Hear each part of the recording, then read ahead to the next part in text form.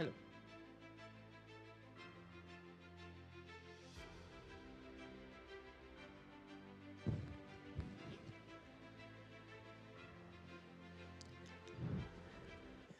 Hello, good morning.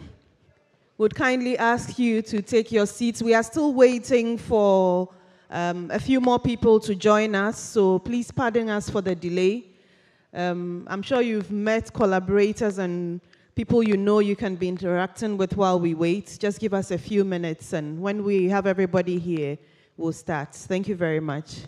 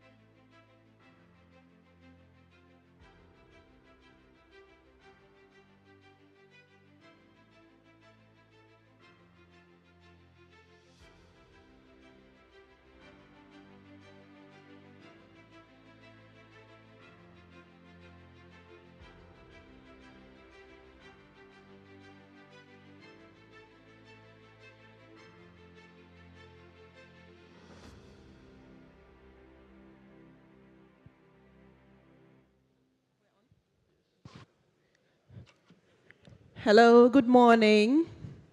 Good morning. Please take your seats. Good morning, and I would like to welcome you to this magnificent auditorium, which is located on the beautiful campus of the Mohammed VI Polytechnic University, UM6P for short. A very warm welcome to all of you. To our eminent researchers and stakeholders in plant breeding and the agricultural sector, I'm sure you are looking forward to the deliberations that would be happening as we focus on the theme today, leveraging genetic innovation for resilient African food systems in the wake of global shocks. If you are happy to be here, please a round of applause for the organizers. Thank you very much. So let me try my limited French to say bienvenue. And to those of you who speak Moroccan Arabic, I say marhaba bikum, and I hope I did pronounce it well. And since I'm from Ghana, I say akwaba. Thank you. It means I did well. So it's my pleasure to welcome you all to the third edition of the African Plant Breeders Association Conference here in Morocco. And I have the greatest pleasure and honor to help steer affairs of this morning's opening ceremony. My name is Pascaline Songsori, as you saw on the screen, from Ghana, and I'm happy to be here.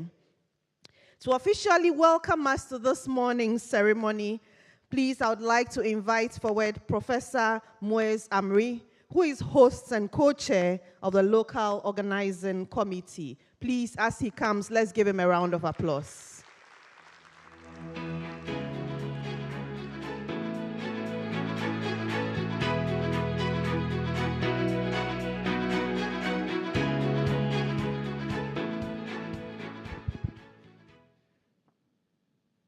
Ladies and gentlemen, distinguished guests, and esteemed colleagues, good morning.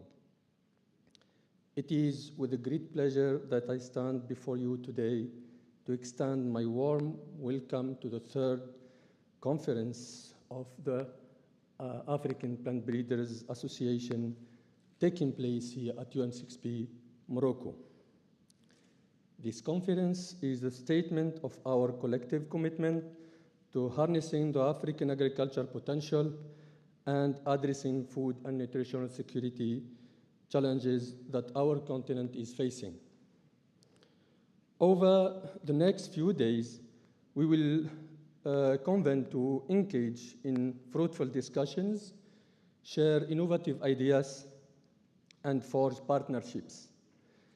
The conference agenda covers a wide spectrum of topics that includes advances in genetic innovation and technology, precision phenotyping for plant breeding, seed system and germplasm conservation, and for sure, capacity building and education. This conference is not just an opportunity to exchange knowledge, but also a platform to celebrate the significant work being done by researchers, scientists, farmers, and policymakers across Africa and beyond. As the host country, we are deeply committed to ensuring that your experience during this conference is both enriching and memorable. The local organizing committee, all with the APBA team together, have put in countless hours to organize a diverse and engaging program with plenary sessions, interactive workshops, and networking opportunities. In closing, I would like to express my gratitude to each of and every one of you for being part of this conference. Your presence here today reflects your commitment to the prosperity and sustainability of African agriculture. Let us work together to make this conference a resounding success and a significant step forward in the journey towards transforming African agriculture for the better. Thank you and enjoy the conference. Thank you. Thank you very much, Professor Moise Amri, host and co-chair, local organizing committee for the APBA, for welcoming all of us. And now that we all feel very welcome, we can start proceedings for this morning. Next, we'd like to take some opening remarks. First, from our host, representing the president of this university, would like to welcome Bruno Gerard, Professor and Dean, College of Sustainable Agriculture and Environmental Sciences. Please, a round of applause as he approaches.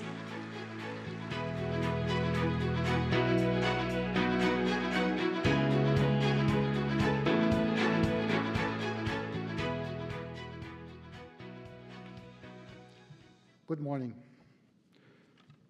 Distinguished guests, researchers, scientists, partners, students, friends, these speakers and participants, ladies and gentlemen.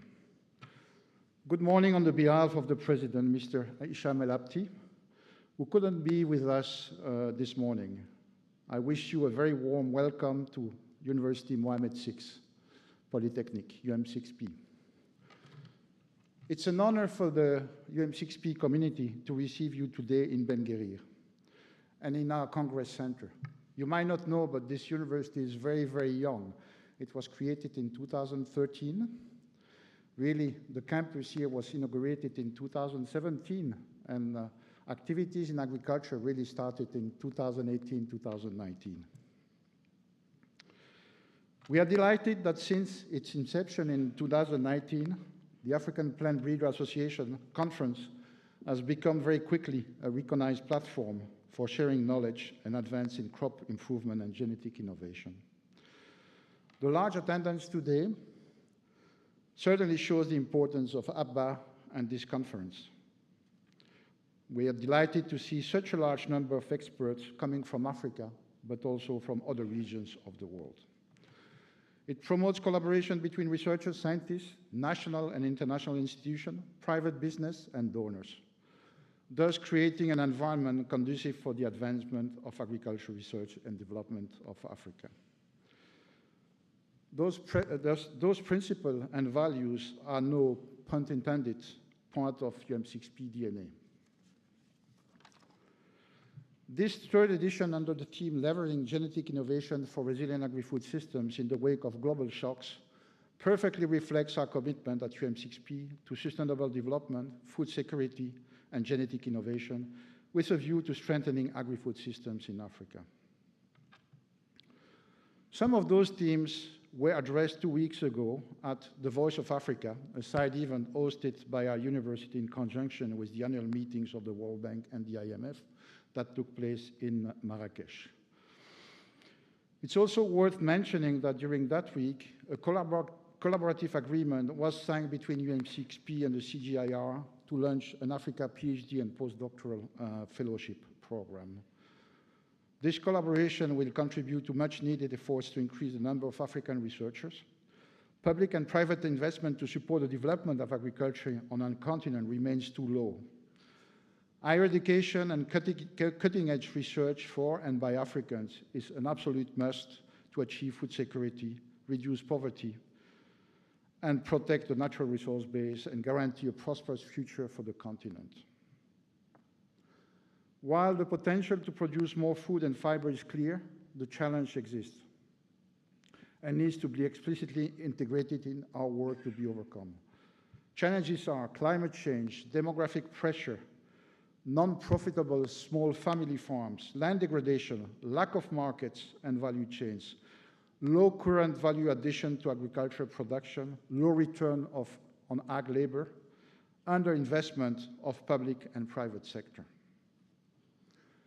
Before joining UM6P 2 years ago, I worked for 30 years for the CGIAR, 17 years for ICRISAT, 3 years for ILRI, and 10 years for CIMIT.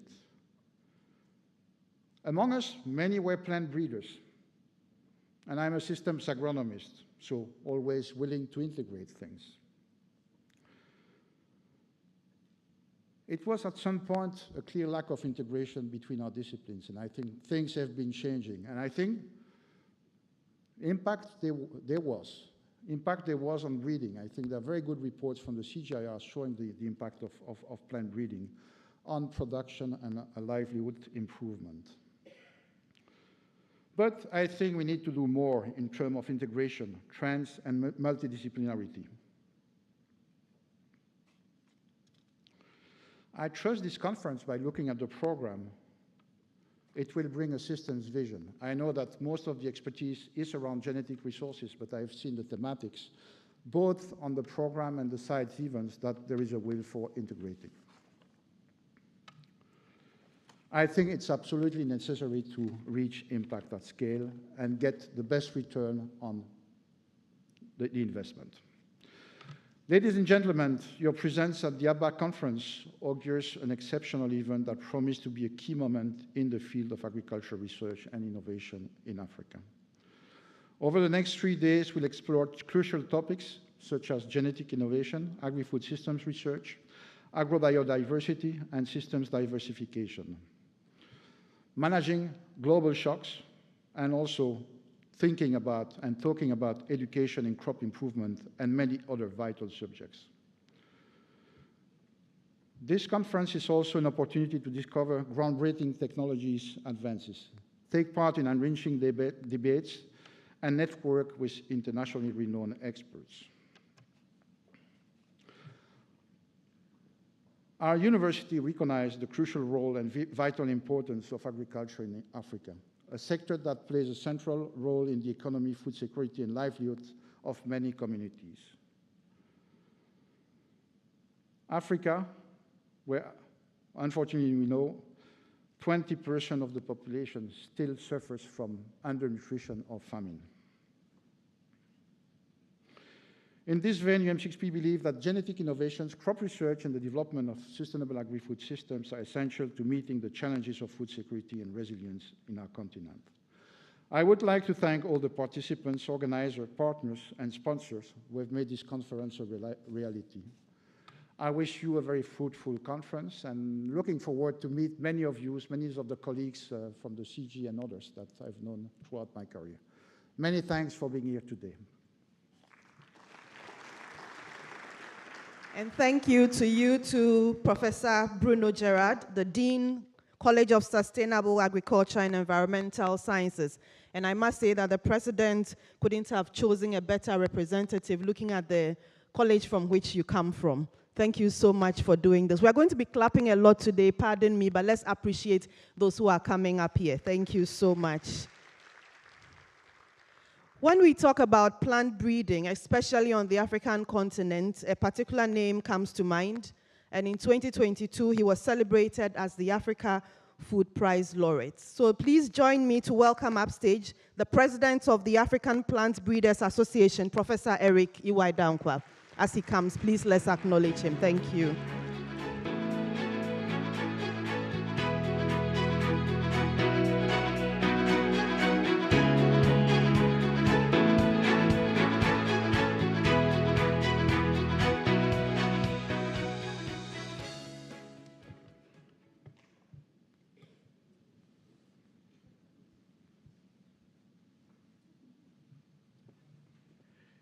Minister of Agriculture, Maritime Fisheries, Rural Development, and Water and Forest, being represented by Dr. Fawzi Bekau, Director General of INRA, Morocco, President of Mohamed Asif Polytechnic University, UM6P, being represented by Dr. Bruno Gerald, Dean of the College of Agriculture and Environmental Sciences, UM6P, Director of Agriculture and Rural Development, African Union Commission,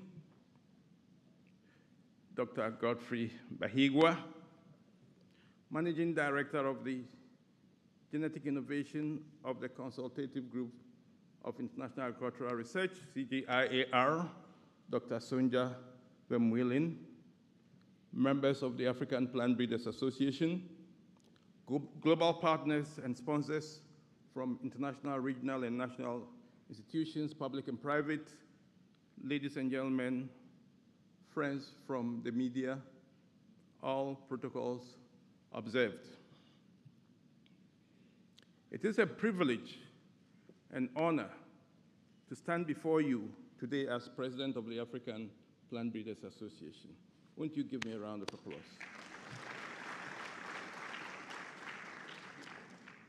It's not been an easy task. This week, I'll be passing on the baton.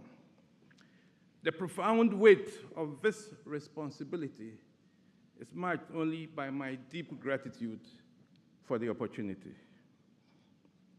In recent weeks, I journeyed through Rome, Basel, Bern, Zurich, engaging in crucial dialogues with eminences, diplomats, policymakers, and scientists at the Vatican City FAO, IFAD, Syngenta Foundation, ETH Zurich, University of Bern.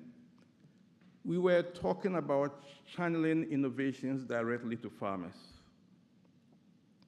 At the esteemed Pontifical Academy of Sciences, Vatican City, I had the honor of speaking about leveraging science and technology to enhance sustainable food systems in Africa.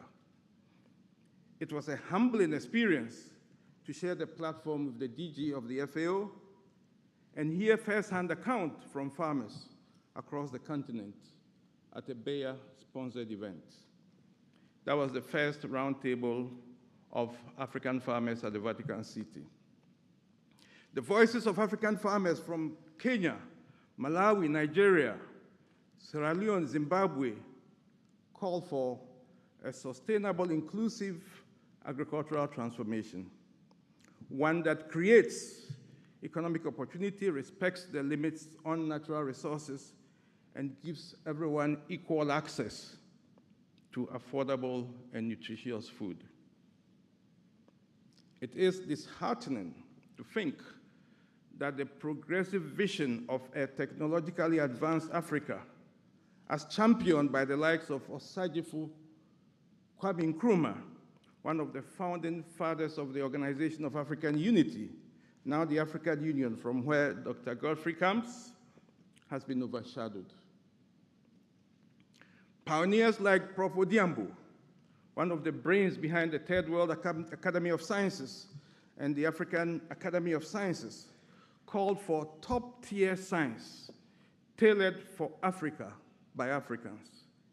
Yet this clarion call was often met with mere rhetoric rather than tangible action. Distinguished attendees, our mission as APBA is not merely scientific. It is humanitarian. We can remember the likes of Norman Borlaug, MS Swaminathan, who passed recently. Our aim is not just to advance the science of plant breeding, but to guarantee food and nutrition security for all Africans.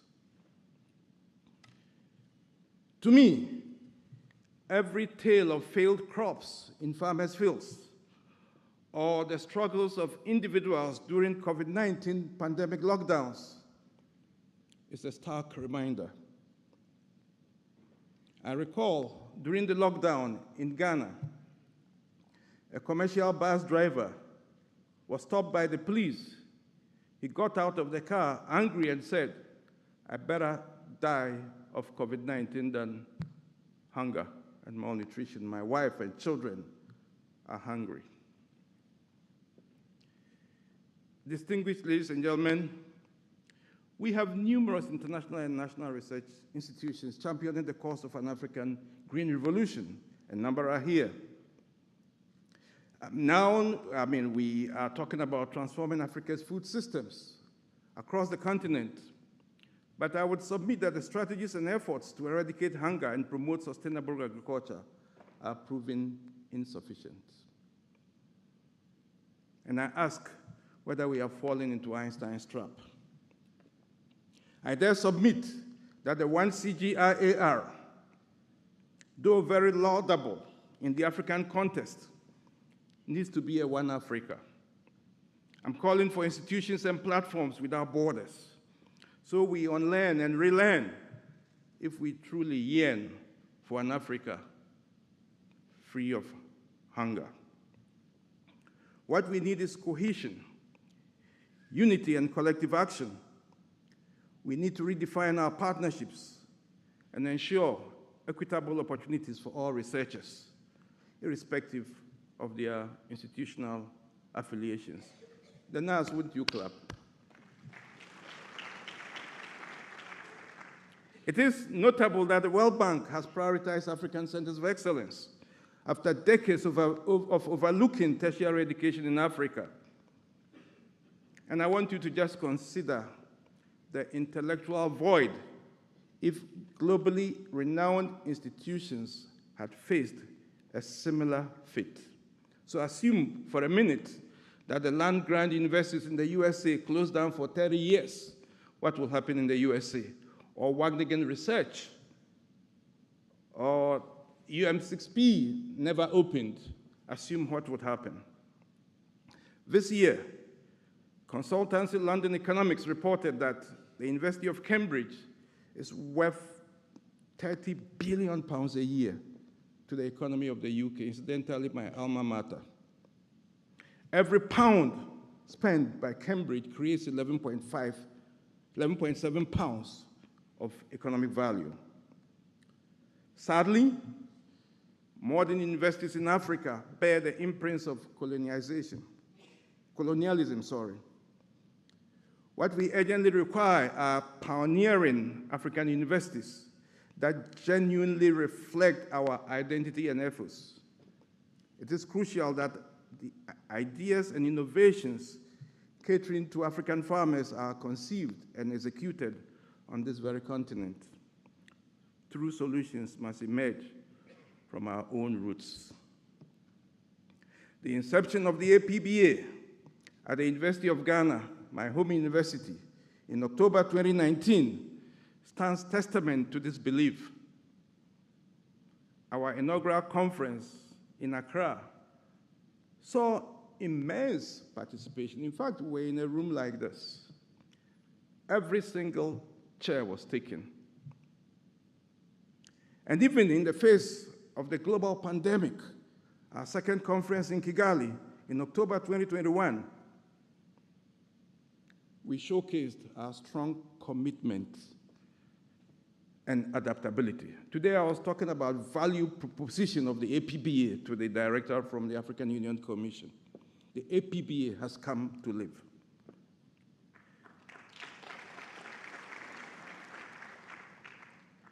That was perhaps in 2021 the largest hybrid conference hosted by plant breeders globally. In fact, Robert Bertram, who facilitated the panel conversation, did post that that was perhaps one of the best conferences ever held. The executive committee of the APBA under my leadership has achieved significant milestones, including the establishment of a functional secretariat at the West Africa Center for Crop Improvement, University of Ghana. We have held 2 successful conferences, like I said, in Ghana and Rwanda. We have forged collaborations globally with academic research and industry partners, attracted over 230 registered members from 58 countries. Value proposition, Dr. Bahigwa. We have held 33 very instructive executive committee meetings, informative webinars, and secured strong collaborations with the North American Plant Breeders Association. We have constituted 6 subcommittees: capacity building and development, networking and resource mobilization, membership and growth, awards and recognitions, science and publications, communication and visibility, all tackling important aspects of our work. Our graduate students wing has become a vibrant unit of the APBA, and we can see our association transcending generations. The African Union Commission itself has honored the APBA by selecting us to spearhead the working group on plant genetic resources management within the framework of the African Seed and Biotechnology Platform. Our diligently assembled working group have convened at this very conference, poised to advance our collaborative efforts. The APBA has also joined the Forum of Leaders of Plant Breeders Associations, globally established this year, a platform that is charting a new path for human capacity development in plant breeding and continuous education and training of early to mid-career plant breeders. I'd like to, at this stage, express my heartfelt appreciation to the members of the Executive Committee for the hard work and dedication to the cause of the African Plant Breeders Association. Let me clap for them.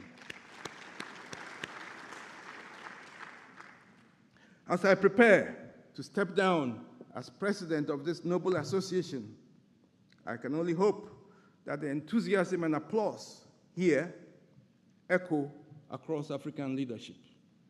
We need continuity, vision. Above all, we need hope. And the time is now. We must prioritize resilient, nutritious, and high-yielding crops for our farmers. Remember the cry of African farmers in my opening statement. It is not just about policy. It is about modernizing plant breeding by employing more effective and efficient technologies to revolutionize our agriculture. Despite facing challenges like food shortages, growing populations, fast-paced city growth, changing weather patterns, unexpected events, and conflicts, of course, we note conflicts, we must stay determined and focused as plant breeders. Our third conference, Leveraging Genetic Innovation for Resilient African Food Systems in the Wake of Global Shocks, unquestionably presents an unparalleled opportunity. In this auditorium, I hope the numbers will add up. We have about 400 scientists. We expected more to come. Unfortunately, some had their flights canceled. And policymakers from 51 countries participating in this conference.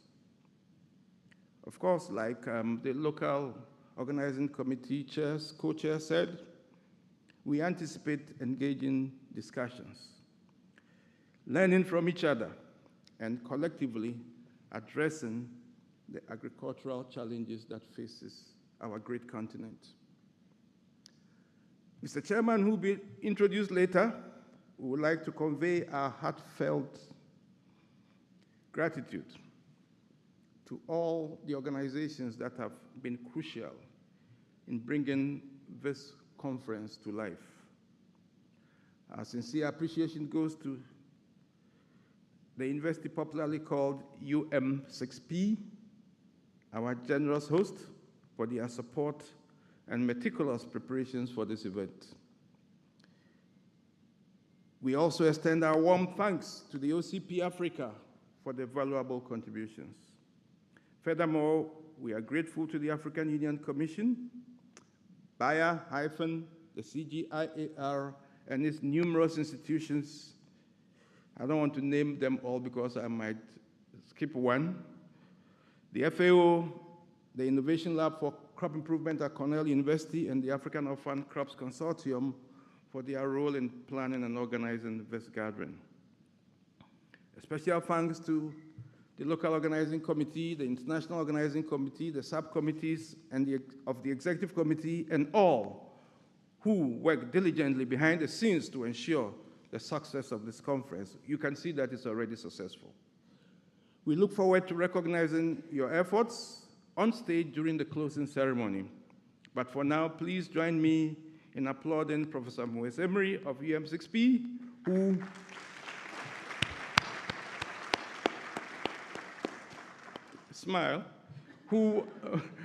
who I fondly call Grand Patron, and his team.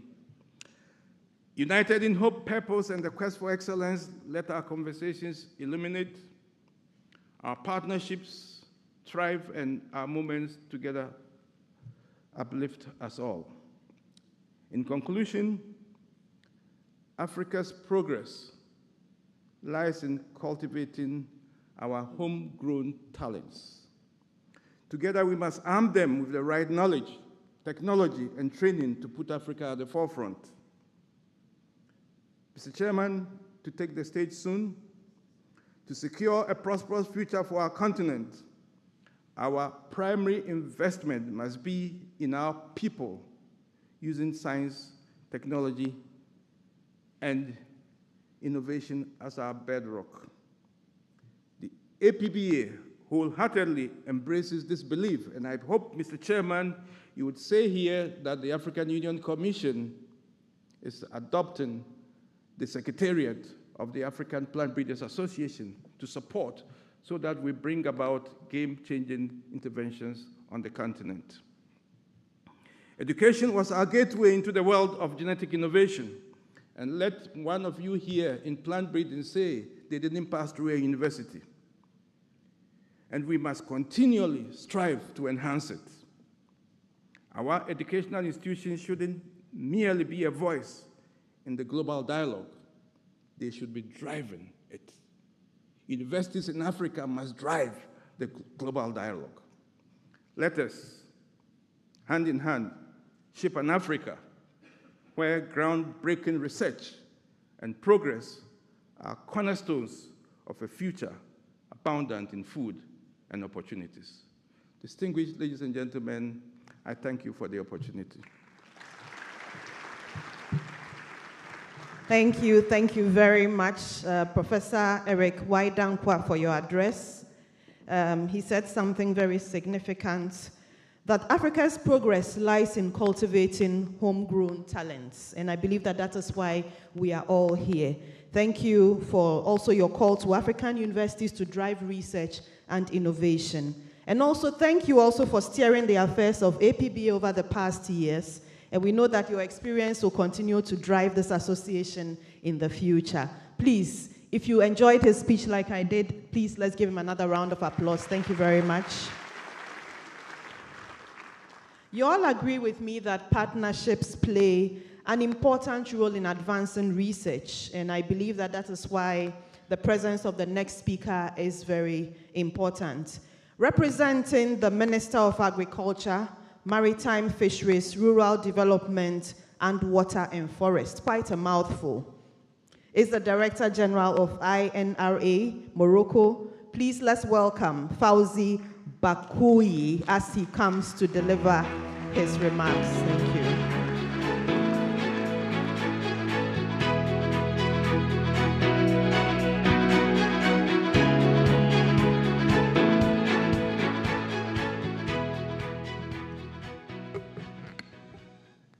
Good morning, Assalamu alaikum, honorable participants, ladies and gentlemen. I'm here representing the Minister of Agriculture, Professor Mohammed Sadiqi, who was not able to join us. Just to say that he was a professor of plant breeding, and he really wished to be here with you before he became Secretary General and then Minister, but he got an engagement and couldn't be here. So I'm reading his speech for you.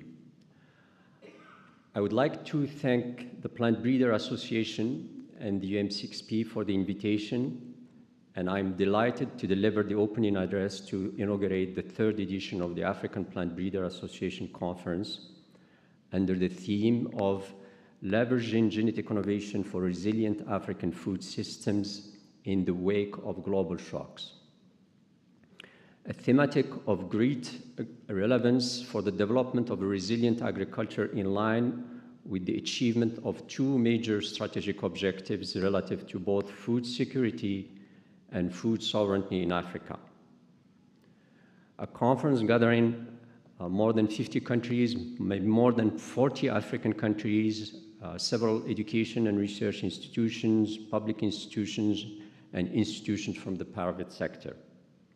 A diverse and enriching ecosystem of stakeholders that is called upon to exchange and share the vision and prisms to provide holistic solutions. Indeed, in view of the growing challenges of agriculture in the world, and more specifically in Africa, that are related mostly to the climatic changes, the scarcity of natural resources, and the increase of the population growth coupled with the rising demands of food, the only factor of agricultural development that remains unlimited and with an open horizon is the factor of technological advance. The technological advances aiming at the increase of the productions are focusing on two major components, either acting on the environment through the agricultural practices or acting on the plant through genetic improvement.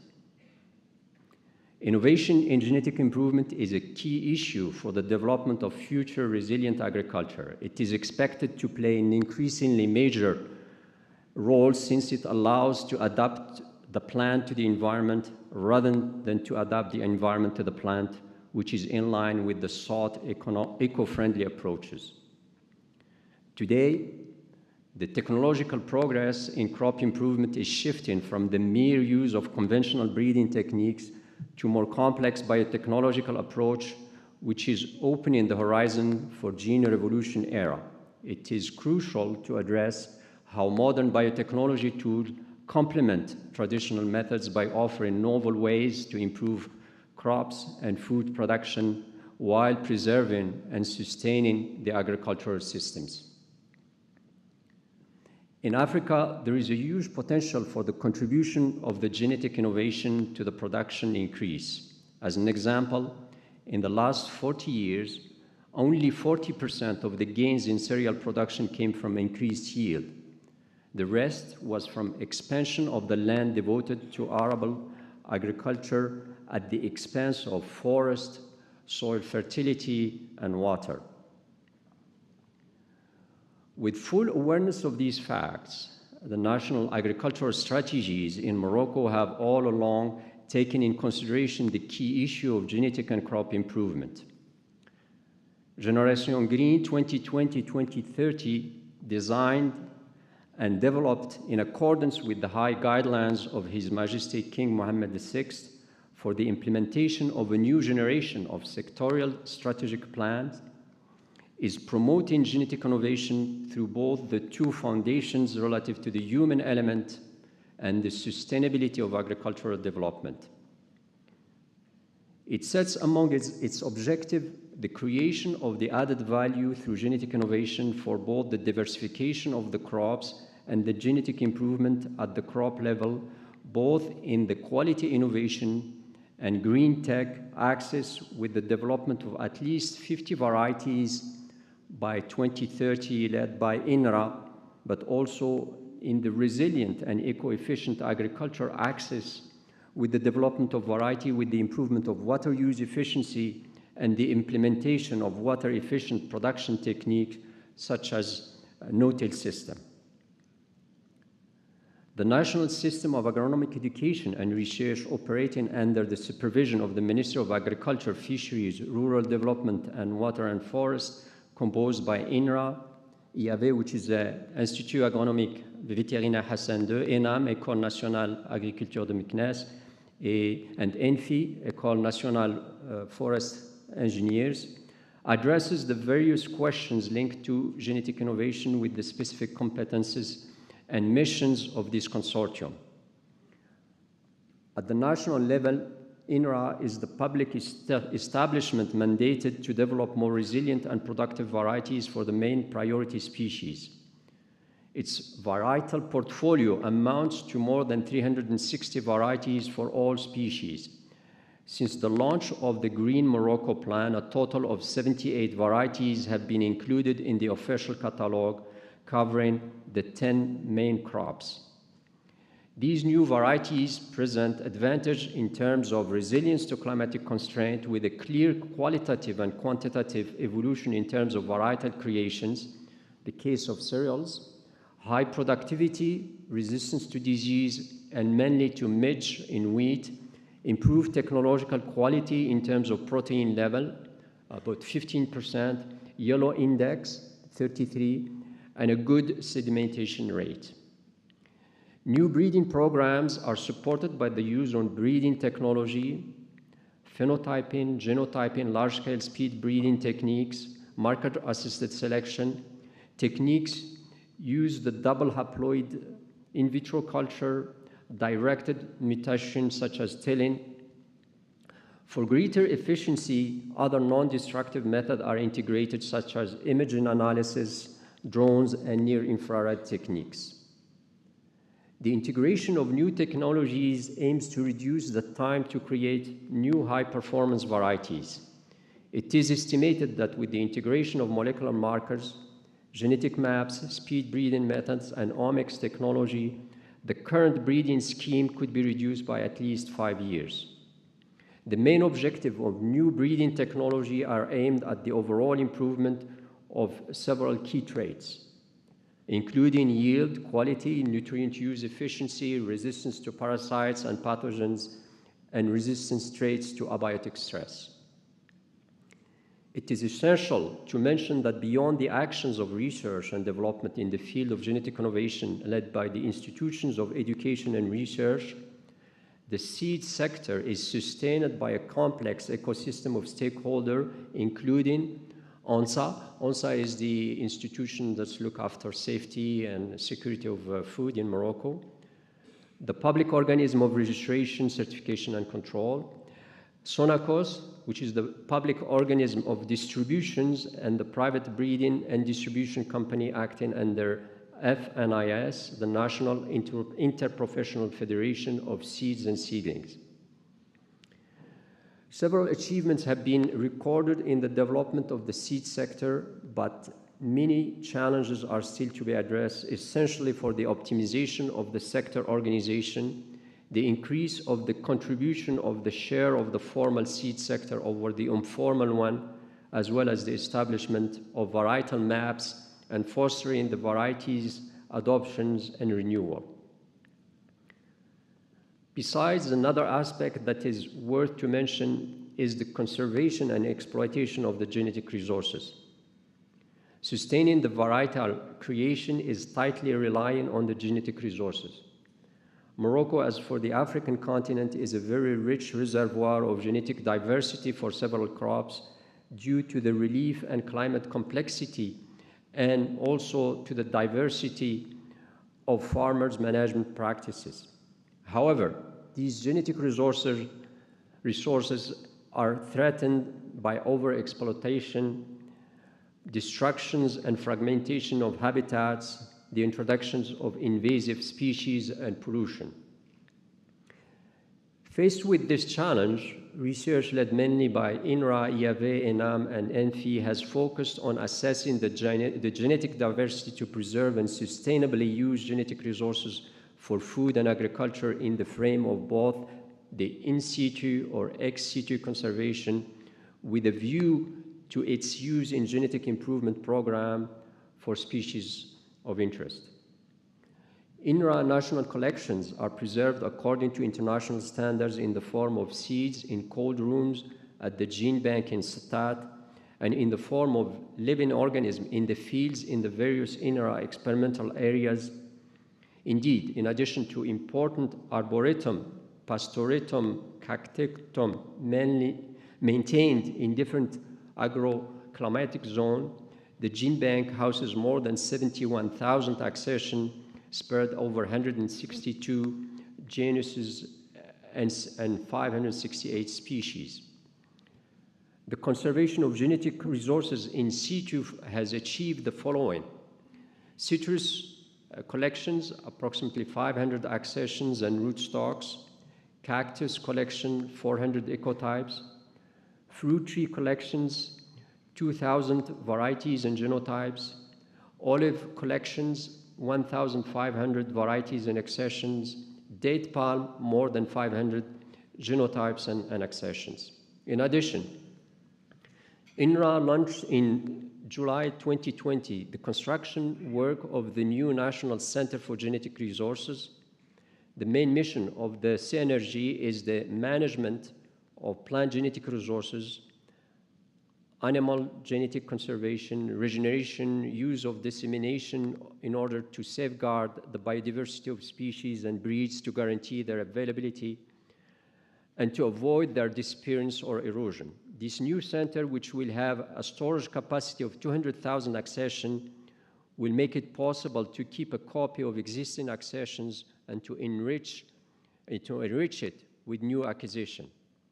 Beside the cited objective, the human development is a crucial component to accompany the implementation of the diverse and comprehensive strategic objective. In this regard, Yahweh Hassan II, ENAM, ENFI, and INRA, with the contribution of the universities, are involved actively in training engineers and graduates specialized in genetic, biotechnology, plant breeding, and seed production. The ecosystem of education and research plays a major role to transfer the knowledge to the future executives who will actively act as a leverage to improve the seed sector with all its components. In this regard, the design of the adequate curricula with the updated knowledge of the genetic innovation and the participation of the students and PhDs in innovative projects and events is at the heart of the success of the development of agriculture. The present conference represents indeed a platform for South-South cooperation for brainstorming, the transfer of knowledge, and the creation of teeming nursery of ideas, concepts, and outputs able to provide the required solution for the development of the African agriculture. It is an asset to gather within this conference leading experts, innovative researchers, and key industry players sharing their ideas and experiences. I encourage each of you to actively participate in discussions, ask questions, and exchange ideas. Working together is the key options to find effective solutions for the challenges we face together. Ladies and gentlemen, I would like to warmly thank all representatives of the African countries for their presence, attesting a well-established South-South cooperation, the organizers, and particularly the UM6P, for the organization of this event. I would like also to thank the Plant Breeder Association once again for this honorary invitation. I wish full success to the conference, and I'm convinced that this conference will be the catalyst of new opportunities, new collaboration, and new advances that will help create more resilient, more sustainable, and more sovereign African food system. Thank you. Thank you. Thank you very much. Thank you very much, Fauzi Bakoui. You have represented the minister very well. The ministry is quite a mouthful. Minister of Agriculture, Maritime, Fisheries, Rural Development, and Water and Forest. And Mr. Bakoui is the Director General of INRA Morocco. Please let's appreciate him one more time. A couple of housekeeping issues. Please note that there are washrooms located on the wings of the foyer in case you need to use the washroom. And there are also water dispensers on the corridors. So please kindly take note of that. So still on the issue of partnerships for advancing research, our next speaker is crucial to the future of the APBA. It's my pleasure and privilege to introduce and welcome to the stage the Director of the African Union Commission, who is doubling up this morning as chair of this opening ceremony. Please join me welcome Godfrey Bahigwa to the stage to deliver his remarks. Thank you.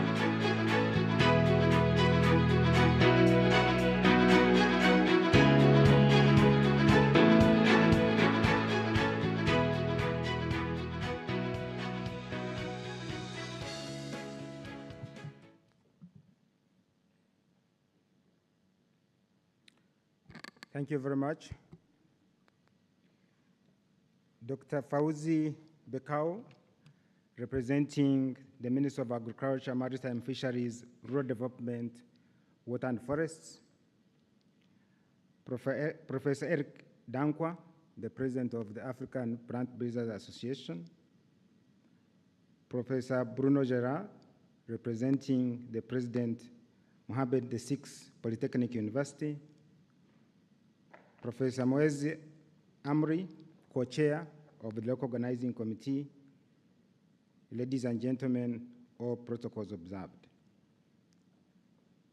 It is a great honor for me to give remarks as we start the African Plant Breeders Association Conference 2023 here at the beautiful campus of this great university.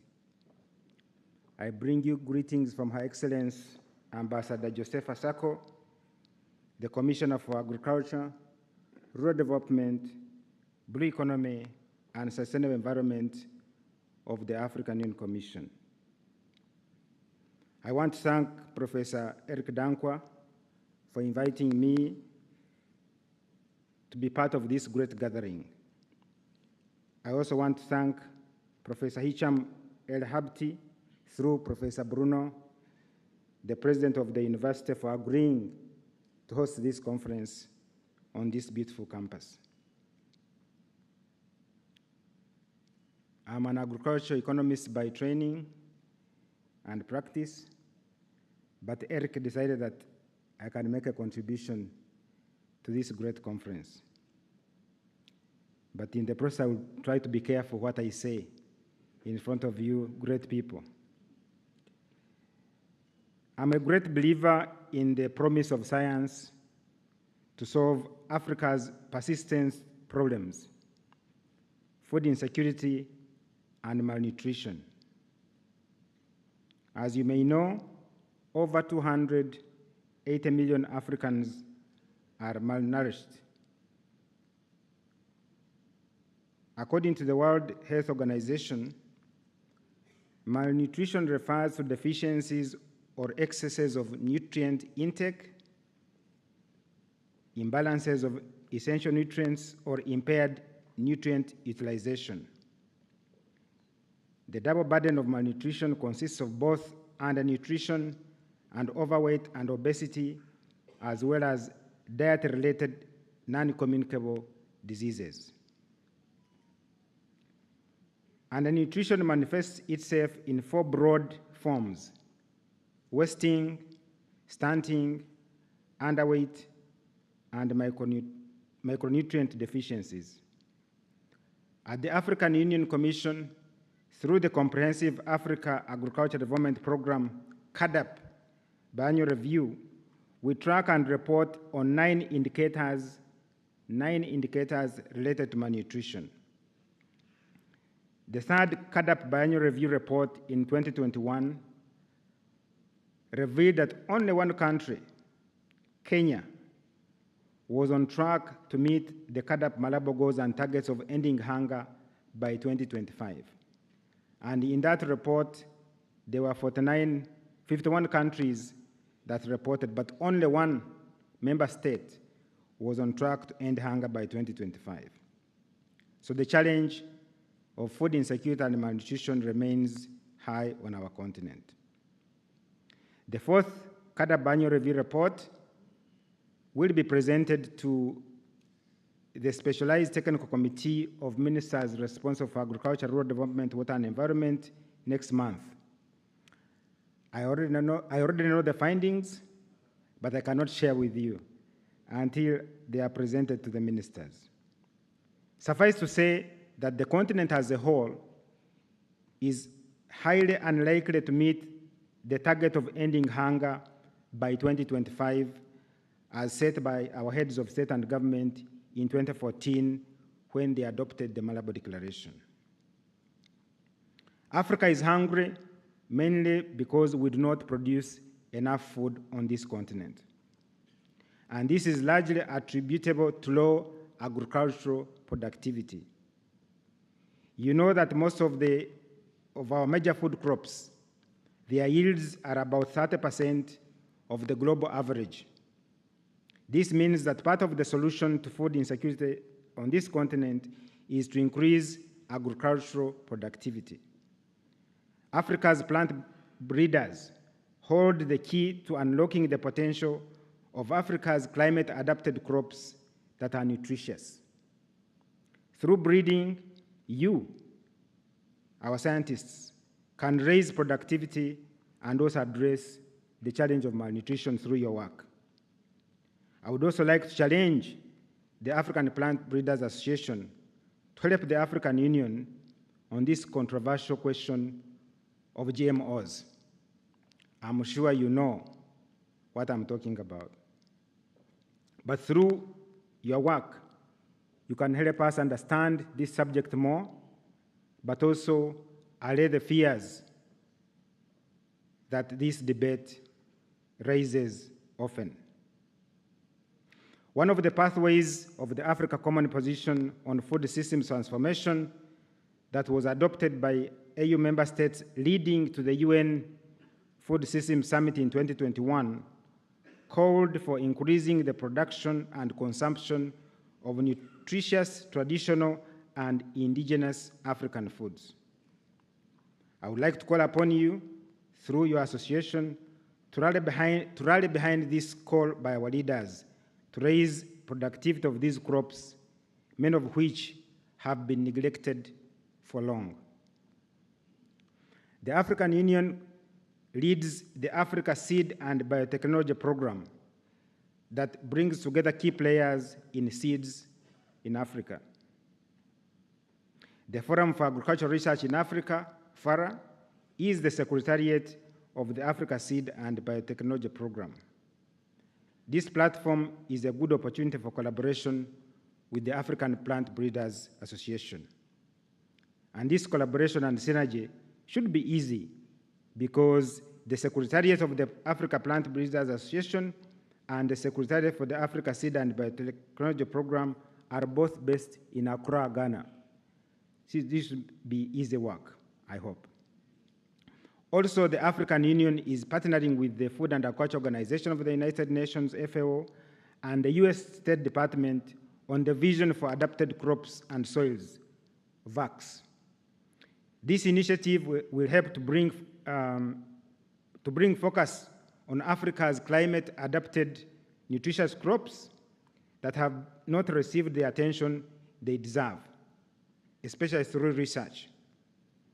Again, this is another opportunity for the African Plant Breeders Association to be supported to lead the breeding work that will underpin the success of VACS. It will also be a good opportunity to strengthen the institutional capacity of the African Plant Breeders Association.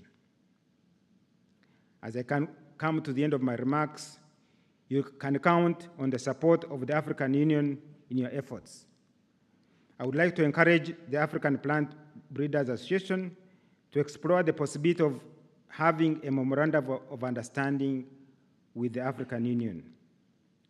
Professor Dankwa, the ball is in your court, or that of your successor this week, who I look forward to working with to strengthen our collaboration.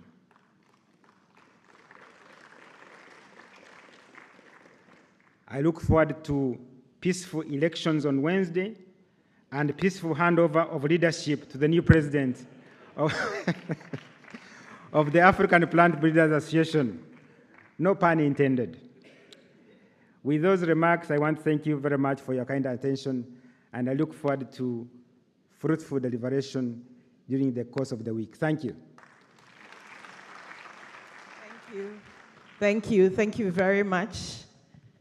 And I believe that as the years go by, there will be increased partnership between the African Union Commission and the APBA. Thank you. Please, let's give him some, some energy so that when he goes back, he will make good all the things he said this morning. Thank you very much, Geoffrey Bahigwa, for delivering your remarks and for assuring us of continued partnership. Thank you very much. It's time for us to take our first keynote address, and this is going to be on crop improvement enhances the resilience of production systems to shocks. This keynote address will be delivered by the Deputy Director, Plant Production and Protection Division of the Food and Agriculture Organization of the United Nations in Rome, Italy, and he is in the person of Dr. Chikelu Mba. He's here already. Please, let's still acknowledge him as he begins his presentation. Thank you.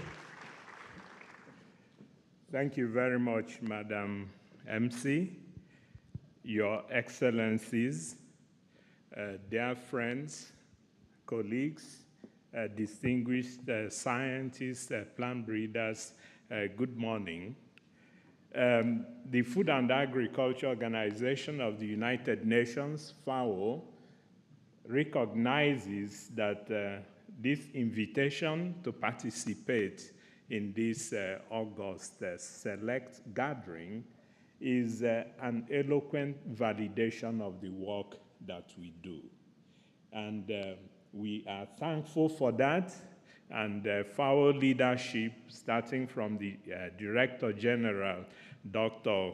Xu Dongyu, and my Deputy Director General, Beth Bechtov, they do send their felicitations to this conference. On a personal note, I'm a Nigerian, in case you don't know.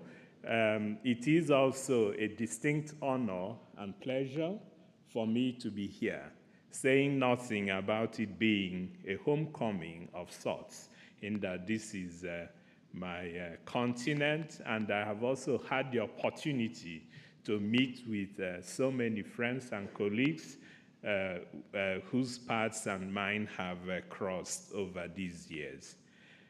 I thank you, Eric, and the leadership of the Africa Plant Breeders Association, therefore, for this unique opportunity. I also thank our host university, UM6P, and then, of course, the government and people of Morocco who are hosting us. I do see my role as that of sharing perspectives, hopefully with a global development context, and then also perhaps begin to tease out the kinds of themes and conversations that will be had in the coming 3 days. And again, at the Food and Agriculture Organization, this has already been alluded to, virtually everything that we do is anchored by the Sustainable Development Goals. So in 2015, the global community came together and we set up these lofty 17 goals that we need to achieve by 2030. FAO is leading the charge in being this generation that finally abolishes the scourge of hunger and malnutrition. So you could say Sustainable Development Goal 2, but then that is also related to the Sustainable Development Goal 1 on the eradication of poverty. And indeed, it is also interlinked with all the other development goals. So it's all about sustainability. So at FAO, what keeps us awake at night is how do we feed the world without further damage to planet Earth, which I believe is germane to the conversations that we'll be having in these 3 days. But let us take a step back. The reckoning for the Sustainable Development Goals is just about 7 harvests away. And where do we stand regarding this commitment to abolish hunger by 2030? In 2017, FAO published what we call the State of Food and Agriculture, and it was determined that using the 2012 production figures as baseline, we would need to produce 50% more food to feed the over 9 billion people that are expected to inhabit planet Earth by the middle of this century. But how far have we gone? What are the milestones that we have been able to achieve? I'm afraid the scorecard is not in our favor. If anything, hunger and malnutrition have been on the increase, rather sadly, in the last 6-7 years. And this started even before the COVID-19 pandemic. And so the SOFI, this is a report that is published annually jointly by FAO, the World Food Programme, UNICEF, IFAD, and WHO. So based on that, globally, 1 out of every 10 persons abide hunger and malnutrition. 1 out of every 10 persons. And if you think that these dire statistics is an indictment on us as a civilization, then I will even shock you the more. In sub-Saharan Africa, the statistics are even worse. 1 out of every 5 persons in this continent will go to bed tonight hungry. This is clearly no longer acceptable. And it's gotten so bad that at the last United Nations General Assembly, which just happened in September, they came up with a high-level political declaration acknowledging that the achievement of the Sustainable Development Goals is in peril. Now that we are at the midpoint for virtually all the Sustainable Development Goals, we are not on track to achieve them. So this is the conclusion from the United Nations General Assembly in New York just this September. But at FAO, the leadership doesn't see the situation as all doom and gloom. We believe that we can still be that generation that finally eradicates hunger, malnutrition, and poverty wherever they occur and in all the forms in which they manifest. Our mechanism for working with members towards achieving the Sustainable Development Goals is the FAO Strategic Framework 2022 to 31. It is lesser focused, this strategic framework is lesser focused on achieving the Sustainable Development Goals. It has 4 aspirational pillars of better production, better nutrition, a better environment, and a better life, leaving no one behind. The idea being, as has been severally alluded to this morning, that we need to transform the agri-food systems to become more efficient, resilient, and sustainable, leaving no one behind. Implying, therefore, that we need to produce more with less. And for this community here, of course, the solution is, as has been mentioned severally, enhance farmers' access to the most suitable crops and varieties, the crops that are suitable to their production systems that can enable them produce more with less. But, this is not just empty rhetoric. There is evidence that just unlocking the potentials that are inherent in our crops and varieties could contribute to up to 50, 60, 70% increase in productivity.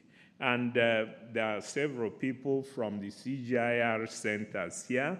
I cropped the image from some publication on the performance of rice varieties in Indonesia and in the Philippines, where it is clearly seen the trend line for production is progressively increasing, trend line for productivity increasing, whereas the area under cultivation stays flat, implying, therefore, that the increases that are being realized in the production of rice in Philippines, in Indonesia, are essentially due to genetic gains. In the United States with corn, the data were even disaggregated further to account for fertilizer application. And the end result is still the same.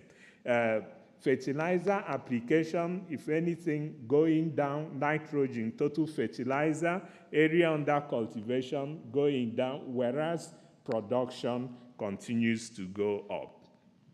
Therefore, ladies and gentlemen, dear friends, you do have your work cut out for you.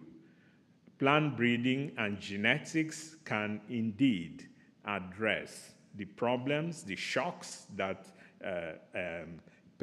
imperil our crop production systems.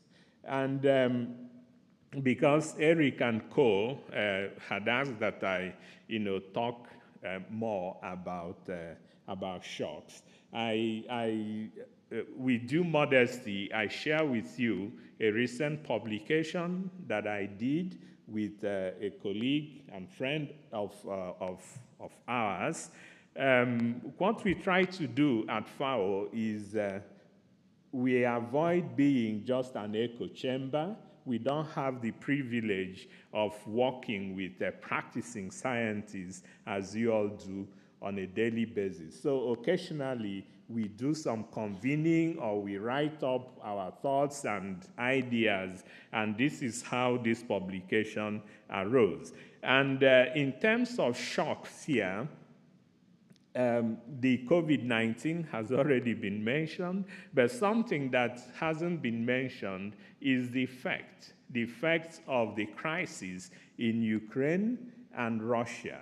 Why is sub-Saharan Africa so inordinately, disproportionately impacted by the constraint? Anyway, so what you are going to, I believe, discuss in the coming 3 days will relate to, how you can enhance the efficiencies of plant breeding so that the outputs of plant breeding can keep pace with the emerging physical, biotic stresses that impact on crop production systems. And for that, something that's probably not been mentioned yet is the centrality of plant genetic resources for food and agriculture. And I'll come to that in a bit. There's already been some reference to the need to conserve plant genetic resources, to use them in breeding progressively superior crop varieties, and to have responsive seed systems. And then, what are the mechanisms for unlocking these potentials? Conventional plant breeding, biotechnologies in the different forms in which they occur, in which they are practiced, including genome editing, that has also gained quite some traction. And then, importantly and finally, the seed systems to deliver the goods to the farmers who need them. And again, as a means to, if you may, support the optimistic view towards the role of plant breeding in addressing these generational challenges, there is the case of the flood-tolerant rice developed at Erie, using both conventional plant breeding and marker-aided selection to develop rice varieties that could be submerged for 14 days continuously and emerge out of that without any loss in yield. And there is also the case of the drought-tolerant maize for Africa that I'm sure a lot of you here participated in, a good example of public-private partnerships. The African Agricultural Technology Foundation brokered royalty-free access to proprietary technologies of Bayer and used that in collaboration with CGIAR centers and national programs to breed varieties of maize that are drought tolerant. But again, I think being a Nigerian also gives me the license, if you may, to say things that perhaps others may not be able to say. What do we see? What do we encounter in the field? This is, I took this from a report that was commissioned by the Gates Foundation on the adoption of crop varieties bred by CGIAR centers in Africa. and the result isn't good. It doesn't also support the rhetoric that we usually hear, especially from civil society, that farmers are not able to access improved crop varieties because of intellectual property rights and all manner of things. As far as I know, the CGIAR Center bred crop varieties are not encumbered by intellectual property rights regimes. Yet, just about 30% of the acreage of, I believe, up to 20 crops were surveyed in about 50 countries. The acreage of those crops, on the average, was just improved varieties accounted for just 30% of the acreage for those crops in this number of African countries. So there is a structural problem. Why are these crop varieties not being used to address the problems for which they have been bred? It's a question we need to ask and answer honestly. And even more sobering is that less than 10% of all seeds used by farmers in sub-Saharan Africa has any level of quality assurance. So people basically take their seeds from wherever they find them. So if that is the situation, improved crop varieties are not being used, and even when they are used, all manner of things are used in the name of seeds. How are we going to actualize the genetic potentials that have been bred into these crop varieties? This, again, is some question that we need to address: the plant breeding and the effective seed systems. And this takes me to what our thinking at the Food and Agriculture Organization is on how we could begin to unravel some of these decades-old problems that prevent African crop production systems from being at par with what we have in other continents. And in FAO lingo, plant genetic resources for food and agriculture simply means all plants that are used for food or have potentials to be used for food. So this means everything you have in your germplasm collections, improved varieties, land races, farmers' varieties, whatever you call them, and the crop-wide relatives that are associated with them. Something that I also want to underscore here is that for us at FAO, plant genetic resources, we view it as global commonwealth, underscoring the interdependence of all countries on plant genetic resources for food and agriculture. So we encourage the sustainable use of these resources, their conservation, the sustainable use, but importantly also that there is a fair and equitable sharing of the benefits that arise from using these heritages of mankind. So, to underpin the interdependence of countries on genetic resources, you are definitely aware of the Convention on Biological Diversity, which is aimed at conserving and using all biodiversity sustainably. And there are some who argue that with coming into force of the CBD, the access to genetic resources for food and agriculture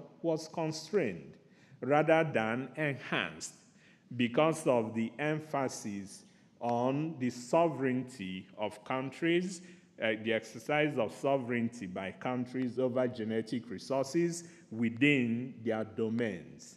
And I'm always one to say, it really doesn't make that much sense. I'm a Nigerian. In some parts of Nigeria, we consume cassava 3 times a day.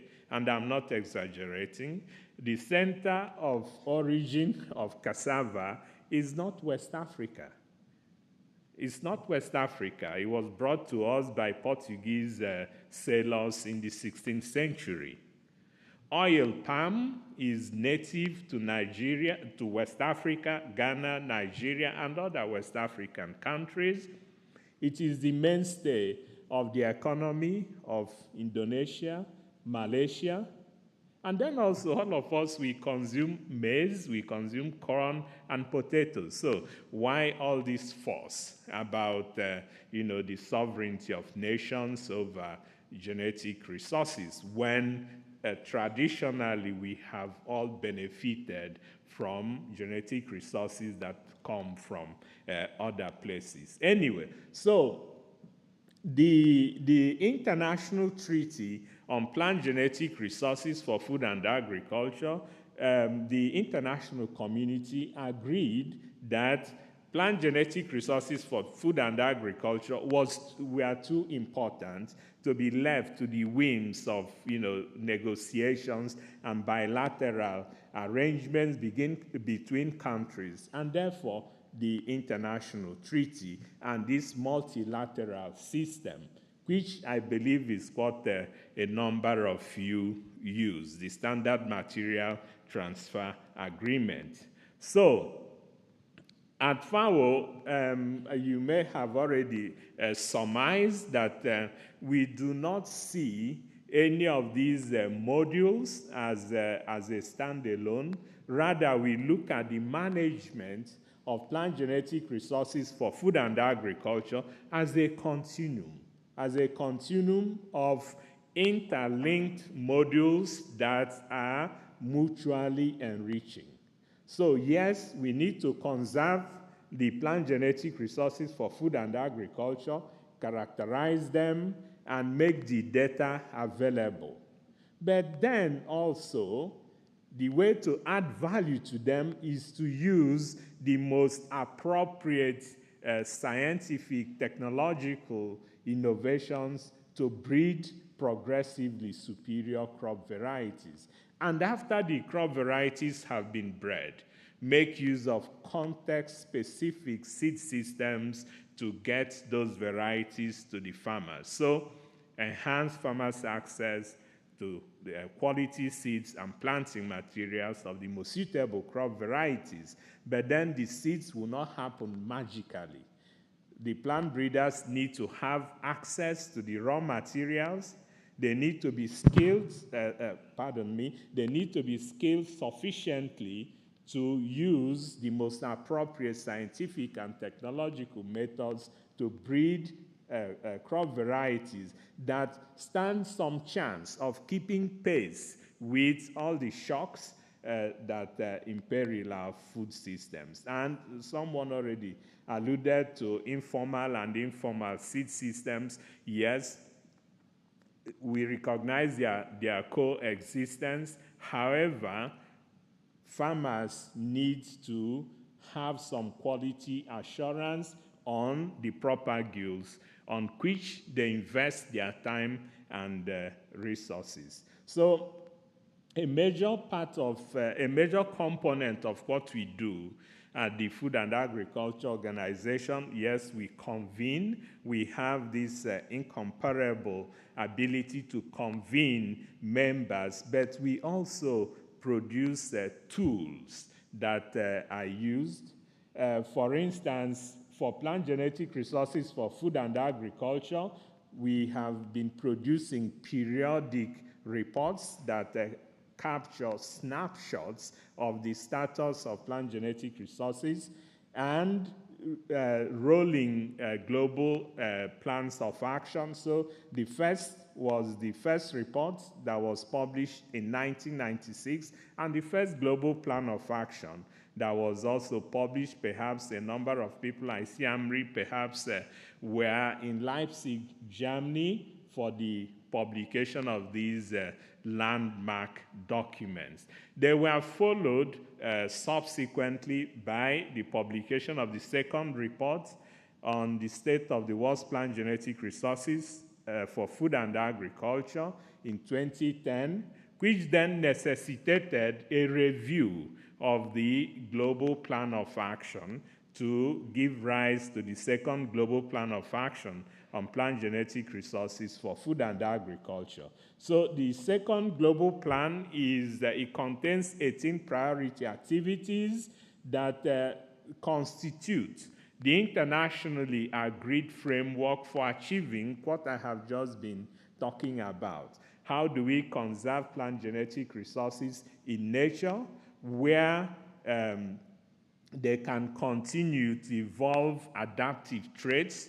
How do we conserve them in gene banks? How do we use them to enhance on-farm diversity? And importantly, plant breeding, pre-breeding, seed systems, and how to support institutional and human capacities for conserving and using the plant genetic resources for food and agriculture.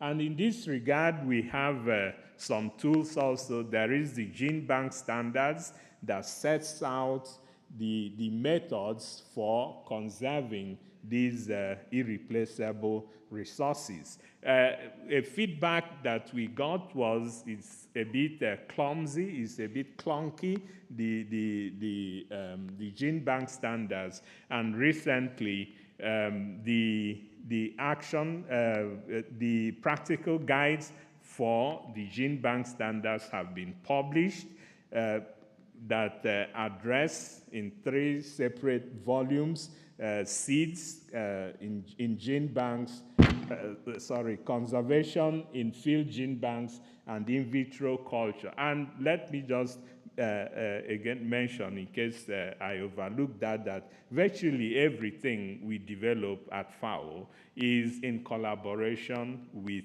partners. And I will acknowledge the contribution of the Global Crop Diversity Trust and the CGIAR centers in developing these tools that I've been referring to. The guidelines for developing national strategies for plant genetic resources is also something that can help countries who are thinking about this continuum approach to the management of their plant genetic resources for food and agriculture.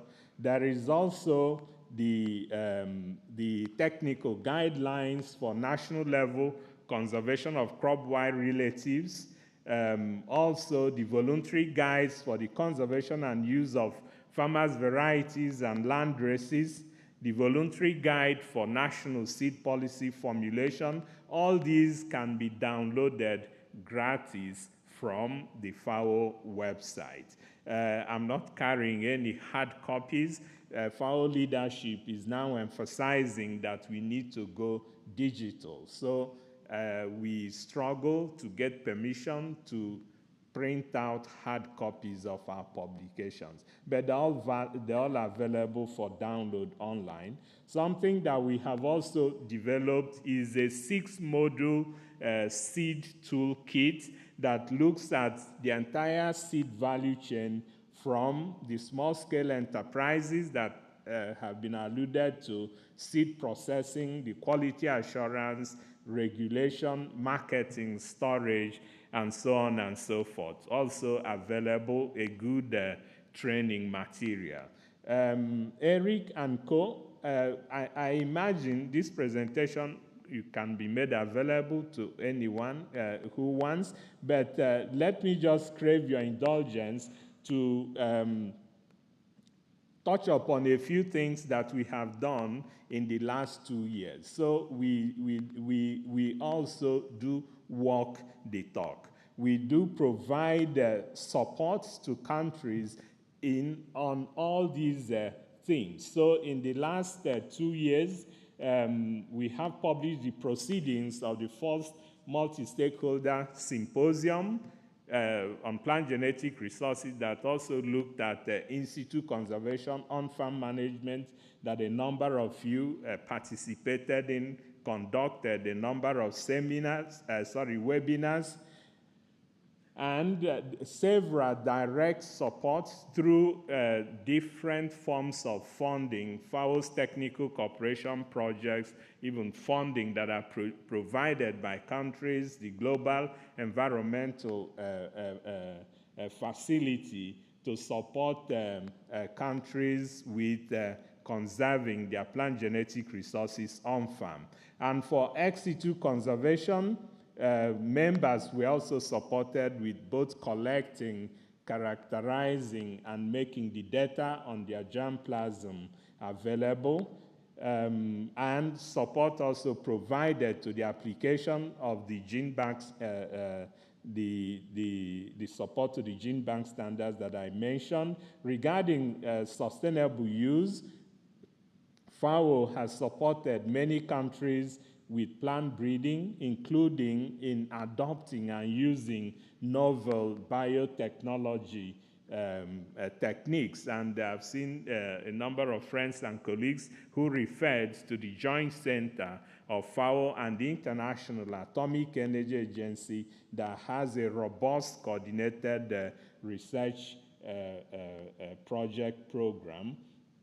In 2021, we hosted the Global Conference on Green Development of Seed Industries that I believe a number of you participated in. If you missed it, the proceedings could be downloaded gratis also from FAO website. A number of supports to countries with seed systems, especially community-level seed production systems. Something that we do a lot, and actually millions are spent every year, is providing quality seeds to farmers to help them restart crop production systems after environmental disasters like drought in the Horn of Africa, El Nino in Southern Africa, and unfortunately also after strife, warfare has disrupted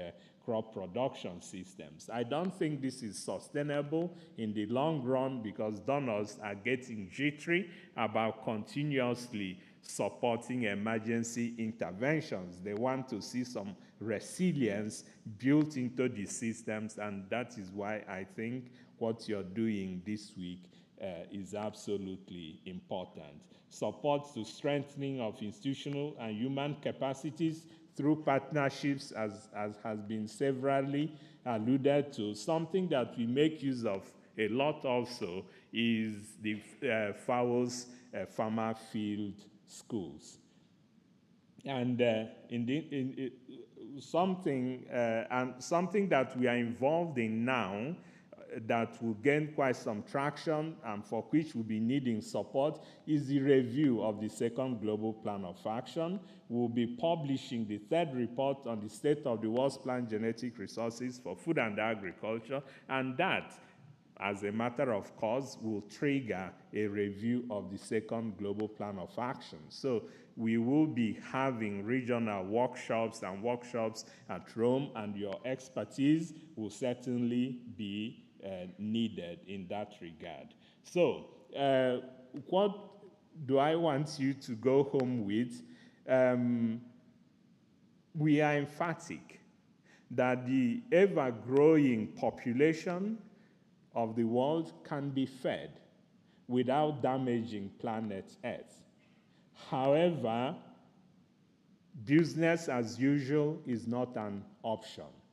It will require the use of scientific and technological tools and innovation to unlock the genetic potentials of plant genetic resources for food and agriculture. We envisage a 21st century knowledge-intensive green revolution. So the world had been at this stage in the past, and thanks to the Green Revolution, hunger and malnutrition were averted. we can still do it again. We even have more scientific and technological capacities, so it will require coupling biotechnologies and computing powers with conventional plant breeding. Public-private partnerships are imperative. So a message that I would want to leave you with is we need to bridge the North-South divide. I already alluded to the public-private partnership that was brokered through the African Agricultural Technology Foundation, the work that is being done by the CGIAR centers, in order that the developing South is able to make use of these advanced scientific and technological methods. Something that we need to do, and the gentleman from Mr. Chairman from the African Union, you've already alluded to this, the issue of policy, national policies as impediment to the access to science and technology. This is something that needs to be addressed. So we are talking now about genome editing. Developed countries are taking positions, polarizing positions at the extreme ends of the spectrum. Who is talking for developing countries? Who is talking for the African countries as to whether or not they will use genome editing to remove the constraints that impede the use of their alternative crops that will enable them be weaned from dependence on crops that are imported from other parts of the world. So there is a need for political will at all levels. Let our decisions be evidence-based. Let science and evidence drive how we decide. Let it not be about politics or commerce. And again, policy, strategies, investments, effective monitoring, all these will be needed. And ladies and gentlemen, as I leave you today, something that we say in FAO and which we believe in is that there are no good crops without good seeds. And those good seeds are not going to happen magically. I hope I've explained, I have talked a little bit about the reasoning behind what we do in FAO to enhance farmers' access to sufficient quantities of affordable quality seeds and planting materials that are suitable to their production systems. And with this, I thank you all so very much for listening to me. Thank you very much. Thank you, our first keynote speaker, Dr. Chikulumba, Deputy Director, Plant Production and Protection Division, Food and Agriculture Organization of the United Nations. Thank you so much for delivering the first keynote address for this morning's session. Indeed, what caught my attention was the strong case he made, or advocating, for public-private partnerships in all of this. So please, let's appreciate him one more time. We have been sitting for a while. We'll take a break shortly. But before then, please kindly take note of the following announcements. All participants who have not yet sent in your posters, you can still do so by email. And for those who have their posters with them here, please, you are kindly asked to leave them at the exhibition space near the library. So please kindly do that so that it can be worked on. We also want you to know that there is a desk for registration for APBA membership and dues payment, and also to let you know that graduate students' wing registration is also ongoing. Thank you very much. The coffee break is for 15 minutes. By my watch, I think it's about 11:30. So let's try and be back here by 11:45. if that's okay, 11:45, so that we can take the second keynote address and then the panel discussion. Please enjoy your coffee break. Thank you.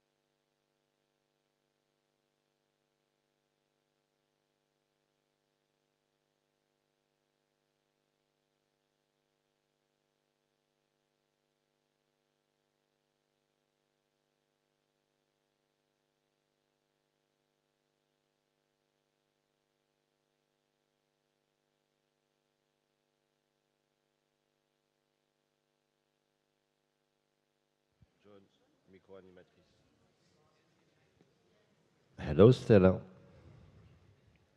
This is Ben Guirir, Morocco. Do you hear us? I hear you well. Okay, thank you for this test. We don't I have do also have a headset if you'd rather use a headset. we don't have your video. Could you check if you have granted access to your video?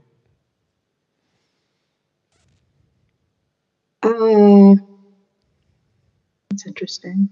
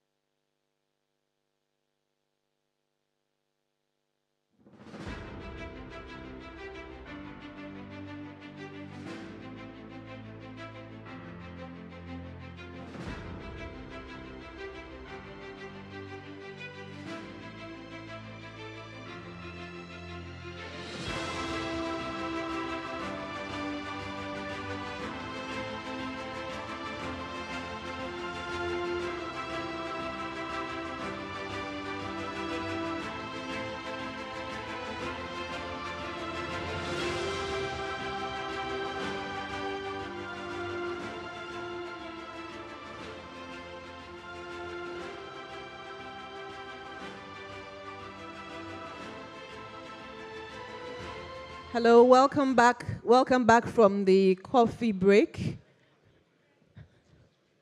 Would like to resume events this afternoon.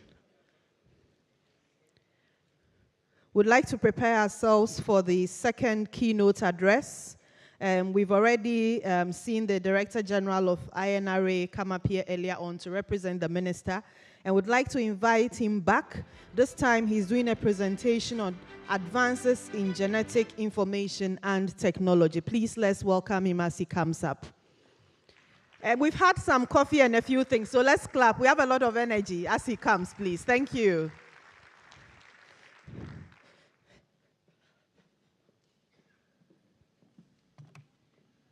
Thank you. Thank you for the introduction. And thank you to the organizer and especially Mose Amri for the kind invitation to contribute with a presentation. I will give an overview of some of the advances in genetic innovation and technology. First of all, I'm not a plant breeder. My background is in plant physiology and biotechnology, and I thank my colleague who helped me put together this presentation with some examples of plant breeding in Morocco. I will also, before I forget, a lot of work I'm going to present come from partnership and collaboration, and one of our strategic collaborators is ICARDA. Let's look.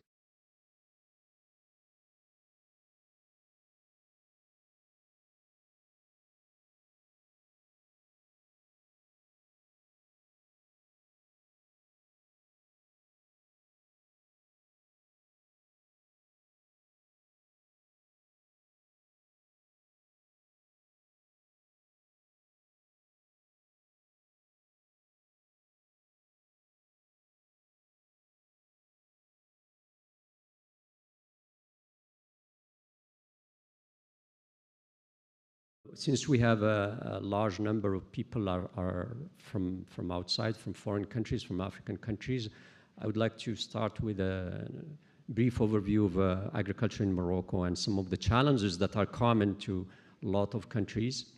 Talk about the new strategy, or the strategy called Generation Green, mentioned in the minister's speech, and how that fits with the plant improvement or crop improvement, the importance of genetic innovation then in that strategy, and some programs at INRA.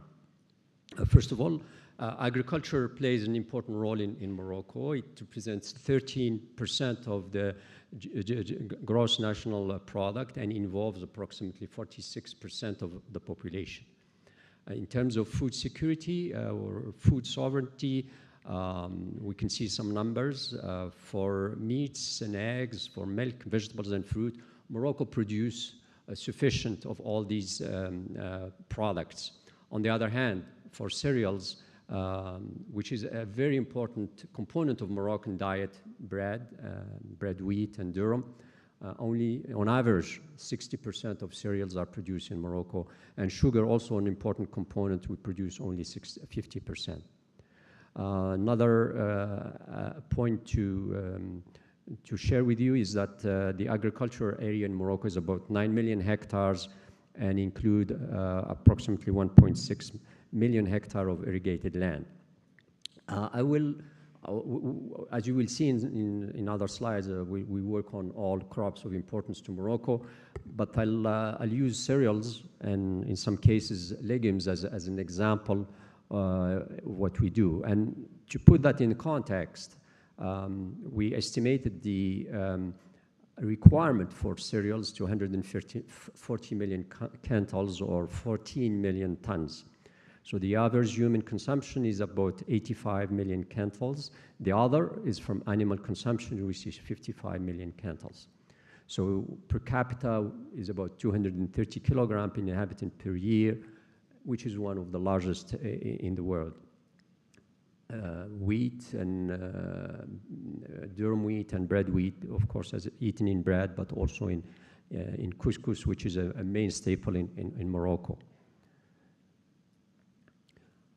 There are challenges to get to that. The challenges, as you know, are to get to food sovereignties. I was looking at some of the numbers. The population of Morocco was about 18.5 million in 1978. It is double today. In 45 years, double. So that means we have to produce twice more if we want to be self-sufficient and food sovereign. Climate change is not new, and I will spend a little bit more time. Water availability, since we irrigate a part of our crops, is an important, and with drought in the last several years, it's becoming a challenge to irrigate in some areas. And soil health also is an important aspect that contributes to food productivity.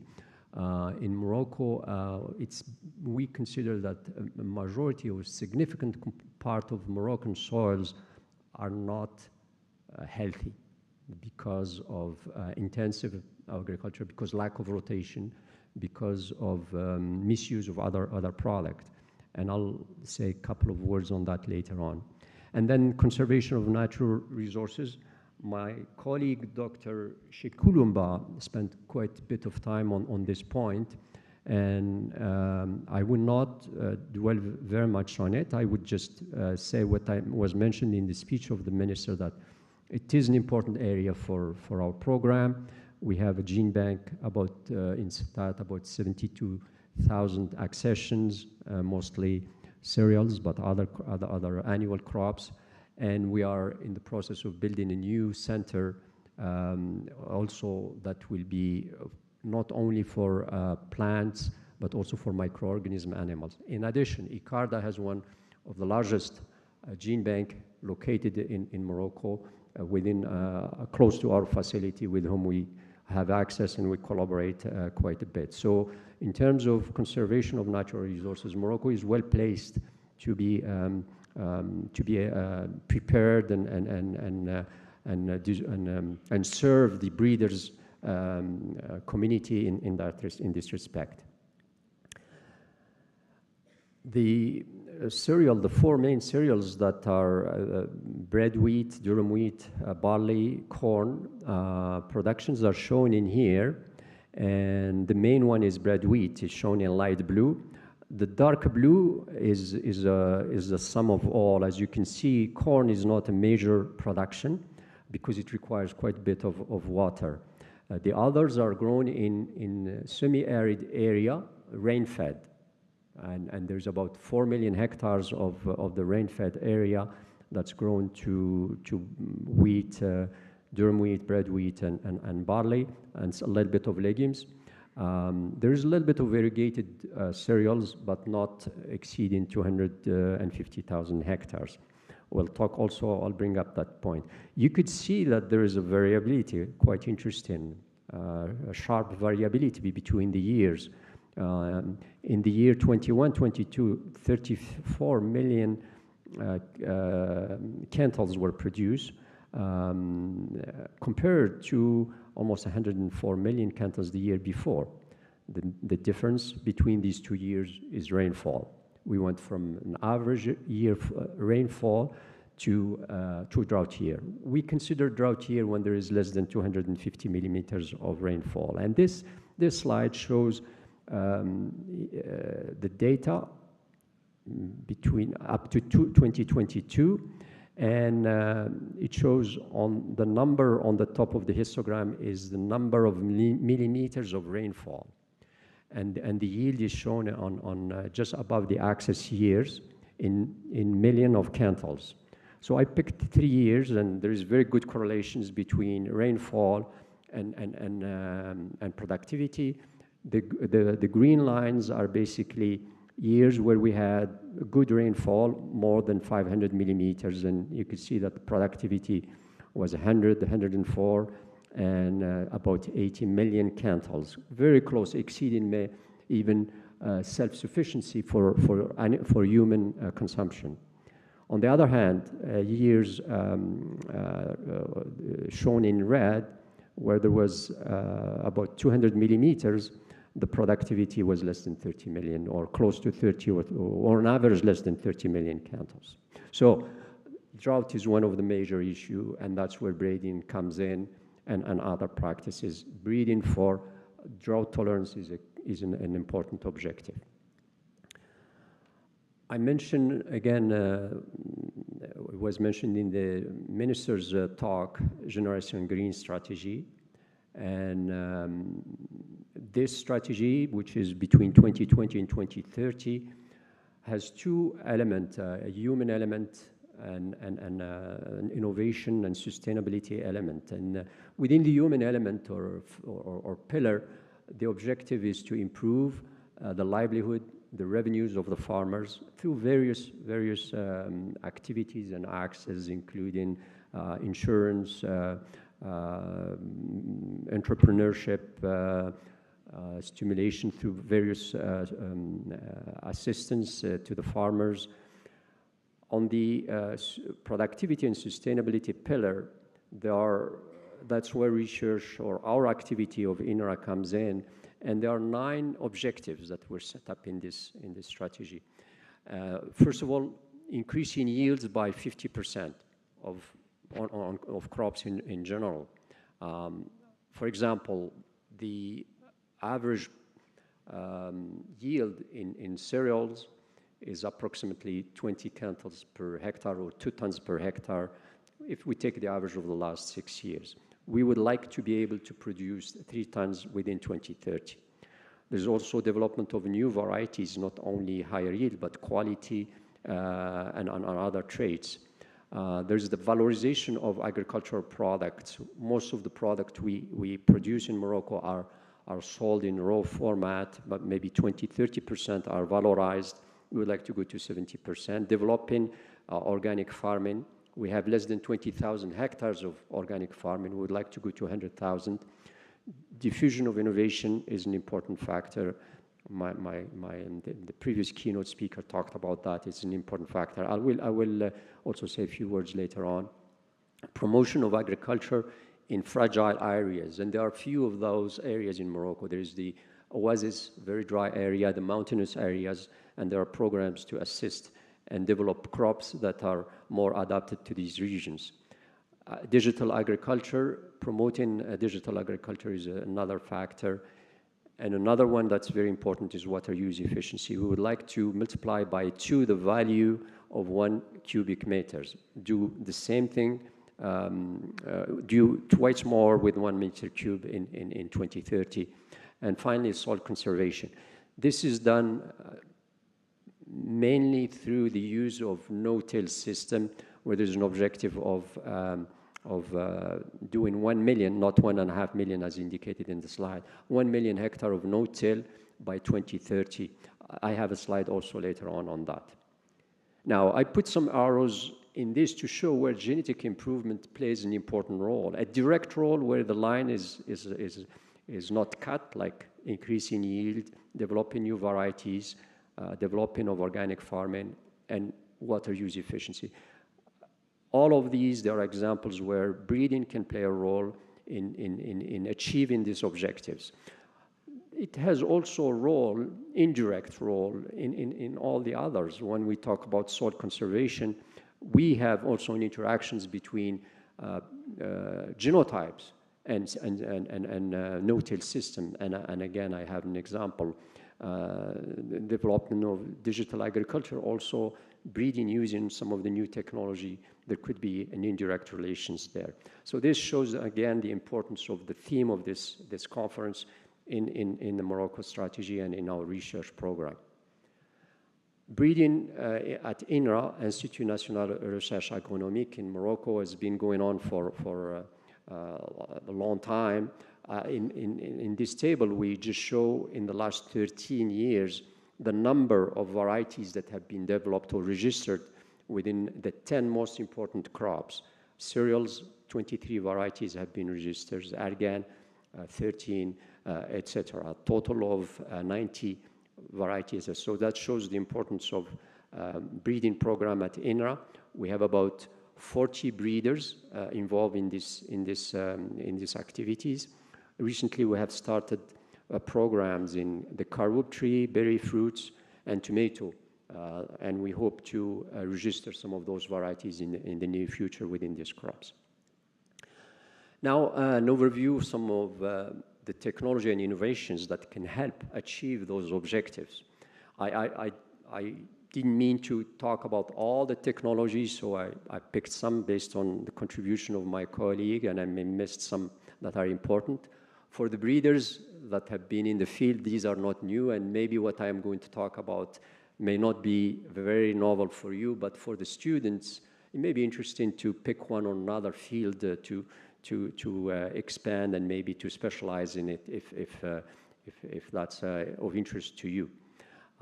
Classical breeding, typical example, we have a variety that has all the traits that we like and suddenly becomes sensitive to a fungus. We go to the gene bank or to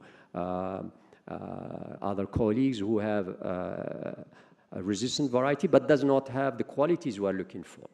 And then a breeder will start the first cross and then go 5 to 7 cycles to basically retain or introgress only the trait that we want, which is the resistance, the disease resistance gene, into the better varieties. And again, that takes several years.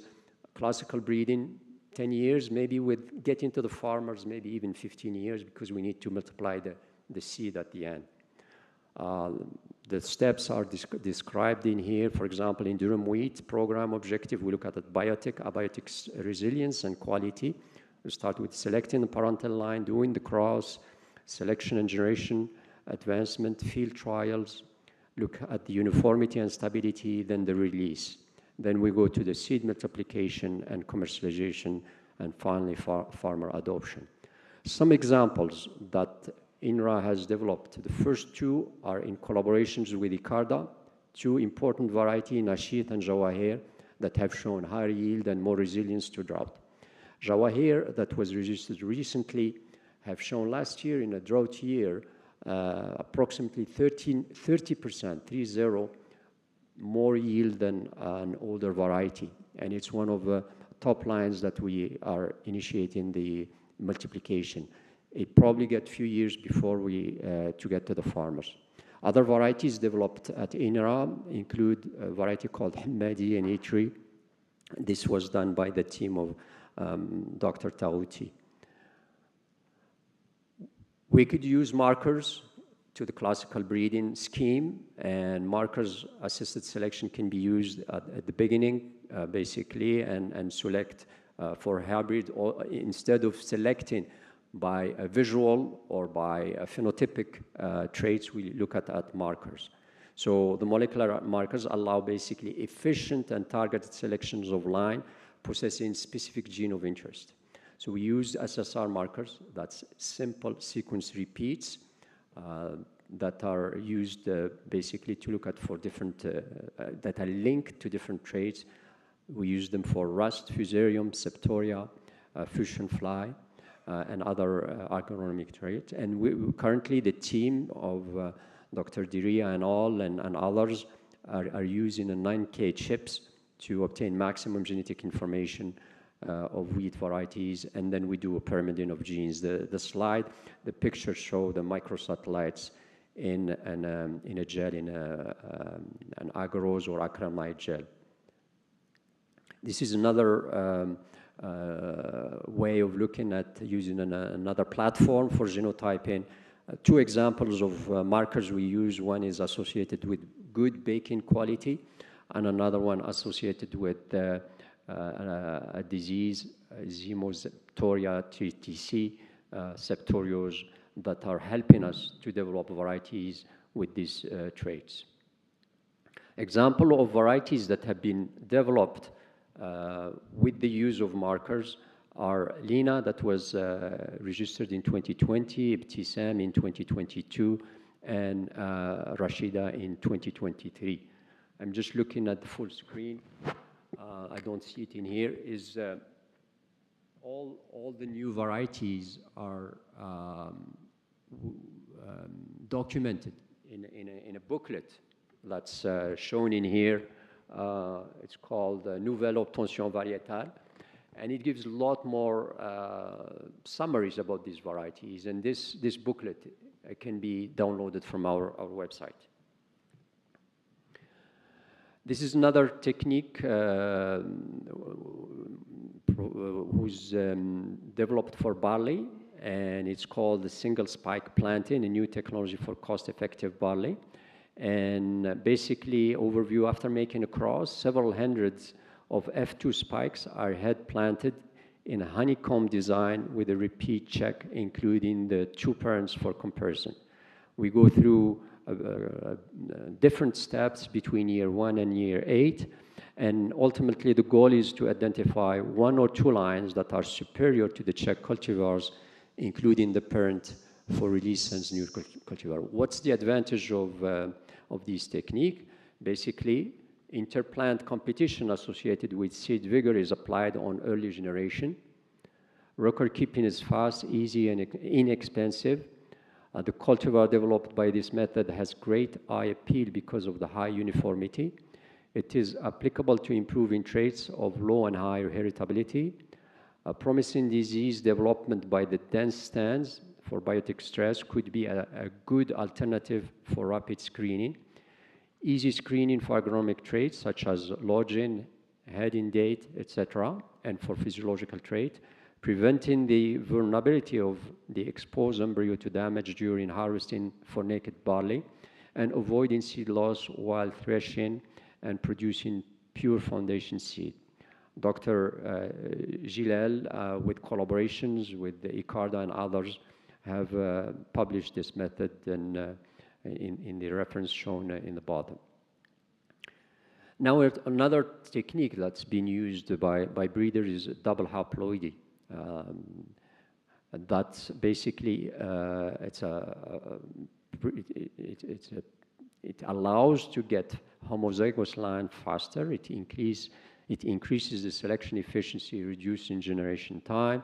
It has been applied in triticale, durum wheat, barley, bread wheat, and it could be used from anther culture, microspore culture, or white cross in case of maize. Just schematizing here, what's the advantage compared, let's say, to conventional breeding? It's at the first generation or the first cross. We could screen. We can take microspores, so those the male cells that are going to cross with the ovary, and try to cultivate those in vitro, and then because they are haploids, they will be homozygous. And then we fix that trait by doubling the number of chromosomes with a chemical. And then we gain, because of that method, we selected the good variety with the gene that we want to incorporate, and we save 2 to 4 years with this method. Several varieties have been developed this way at INRA by the team of Dr. Al-Haddouri, in collaborations with others, and in bread wheat, Kharouba, Khadija, Malika, and in triticale, Marwa and Ain Nzah. Genetic engineering is another way. What is, most of you, I'm sure, are familiar with genetic engineering, but for those who are not, basically, here, instead of making a cross, we identify the gene in the variety that has that resistance. We extract that gene, we clone it, and then we introduce it through different methods, and I will show this too. The advantage is that it could be rapid and help access, instead of going 10 years of screening and validation. It could be done in theory in 3 to 4 years. The problem with genetic engineering is public acceptance, and so most of the universities and companies have reduced their activities in this method.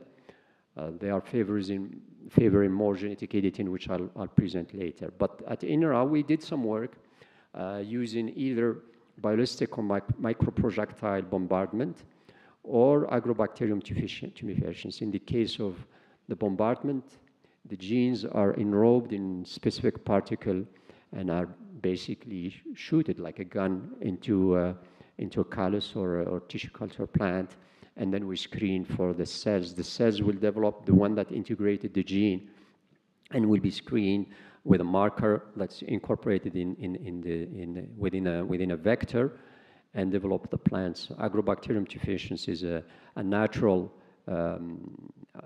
phenomena that's used to introgress or to incorporate the gene of interest. And as I said, we applied this in cereals, and there was using drought tolerance gene in wheat, and also there's some work that's done in faba bean. The work has been published by the team of Dr. Iraqi, Madam Abdul Wahid, and other collaborators. There's no intentions for INRA to commercialize this. That was done for research purposes as proof of concept, and it's possible to do. Another method that has been used in INRA is cytogenetic markers, basically to identify chromosomes that carry Haitian fly resistance. And this was done in durum wheat. Basically, modern cytogenetic, such as fish or fluorescence, in situ hybridization or genomic in situ hybridization, provide excellent tools to physically map various DNA sequences directly on chromosome fixed on a microscopic slide. The genomic in situ hybridization use total genomic DNA as a probe. It is a powerful tool for determining the origin of genomes or chromatin in hybrid. This technique was successfully used in different species, and it was used for the identification of Y chromosome carrying resistance to Haitian fly in wheat background. Basically, we label the part of the chromosome, and we can visualize that and be able then to transfer or to cross the adequate chromosome into the species. Dr. Farahi and team have been using this technique and was published in 2017. Speed breeding, we started using this method again to accelerate the breeding. It is done in a controlled environment, greenhouse or grow chamber. And basically the objective here with speed breeding is to achieve up to 6 generations per year.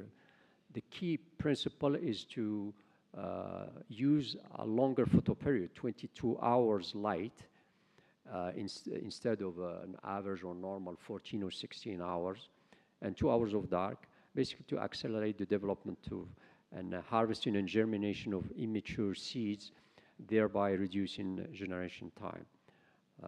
The time to anthesis was reduced to 24 days for wheat and 30 to 35 days for chickpeas. So it's an important method. I'm sure later on my colleagues may present more data on these. Some have started using it. Icarda is developing a platform in Rabat here to generalize this method to all the breeders who would like to access this technology. Genomic selection, with the advent of genomics, more people are using this, and basically here the definition is that it's a specialized form of marker-assisted selection, instead of in which information from genotype data on marker alleles covering the entire genome forms the basis of the selection. Instead of looking at one gene or a few markers, we look at here the whole genome. With the advent of genome sequencing, which has progressed tremendously in the last 10 years, I would say, this method now is becoming possible. Just to give you an example, I was involved in a wheat program, genomics program, that's about 10 years ago. At the beginning of the program, the genome of wheat was being sequenced by different countries. Each country was looking at sequencing chromosome because the genome of wheat, of course, is a large one, more than 17 gigabase. And that was the only one to do the sequencing. France sequenced the first chromosome and other countries followed. But the sequencing chromosome by chromosome was not finished because the technology has evolved so quickly that program was 5 years. By the end of the 5 years, we were able to sequence several genomes, not one chromosome, but several genomes in an efficient way. So that means that this sequencing now can be used in breeding program, and genomic selection is a technology. Just a description, the marker effect estimates are used to calculate the genomic estimate breeding value of different individuals in the breeding population. And the breeders use a training population as model, and then a real case population. And many advantage of genomic selection over mass, over marker-assisted selection, but it's not yet widely used because there is insufficient evidence of its practical application and also its cost. But with the further reduction in cost in genomics, it could become a method of choice instead of marker-assisted selection. Finally, genome editing is, now that we are going to know the sequence of most of the genes and what do they do, if I go back to the, see if it's, no, it's not here. If I go back to the scheme of reading, we know the difference maybe between, I'm going to choose a very simple case, the difference between the resistance and the sensitive variety, and suppose that it's the difference, and it could be in a lot of cases a single basis. In that case, instead of doing genetic engineering and taking the whole gene and transferring it, or doing conventional breeding, we could go into the sensitive varieties, locate the gene, and using the nuclease, which is the CRISPR enzyme, not nuclease, the enzyme CRISPR-Cas, guided with an RNA that is complementary to the sequence of the gene we look, except where we want to make the change. This enzyme, or this protein, in combination with the guided RNA, can make that change. And it can lead to a knockout, knock-in, and then replace the gene of interest. Advantage, it's a targeted mutagenesis with high precision, efficient, simple, not expensive, and amenable to multiplexing. And developing crops that are more resilient to abiotic stress and resistant to biotic stress with high yield and best quality becomes an important theme to use this technology. We started using this in the case of to control root parasite weeds, orobanche, and we are at the early stage of this work. We started with the tissue culture. We identify genes that may play a role in these traits, and we'll see within the experiment how this is going to work. But it has many applications if we know the sequence of the gene of interest. I didn't talk about tilling, and I didn't talk about mutagenesis, because with genetic editing, probably those will be replaced with genetic editing. The issue is that some countries, a minority, still consider genetic editing as a GMO or genetic engineer method. Most of the countries, North America, South America, several European countries, Asian countries, some African countries, consider genetic editing as similar to mutagenesis. In fact, it's better, because with mutagenesis, you can generate a lot of other mutations. Here, it's directed and more precise. So there is hope that this will be accepted and being an important tool for genetic improvement. Last part of my talk is, of course, genetics is important, but it's not the only factor. It's believed that genetic and the genome contributes to about 50% of the productivity that has been seen over the years. And agronomy is the other part. And we have key programs ongoing in looking at the agronomic aspect. I mentioned earlier the no-till, and that's one way of looking at improving productivity, mostly in drought years. We observe that that over the last 30 years that we can improve productivity by 30% if we use the no-till system.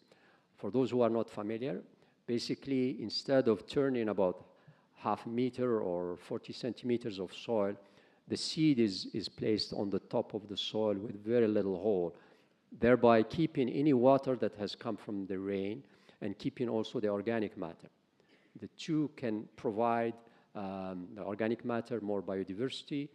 The water that's preserved can provide water in droughts.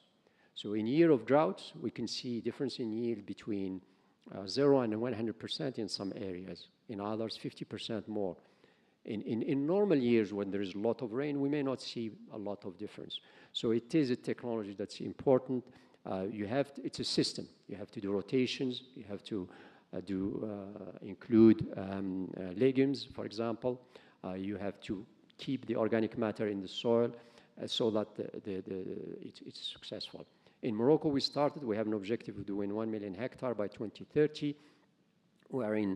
We did 3 years. We arrived to 85,000 hectares last year. Next year, we are aiming for 200,000 hectares. This method is being implemented because of policy, because of the government is behind and is supporting this technology.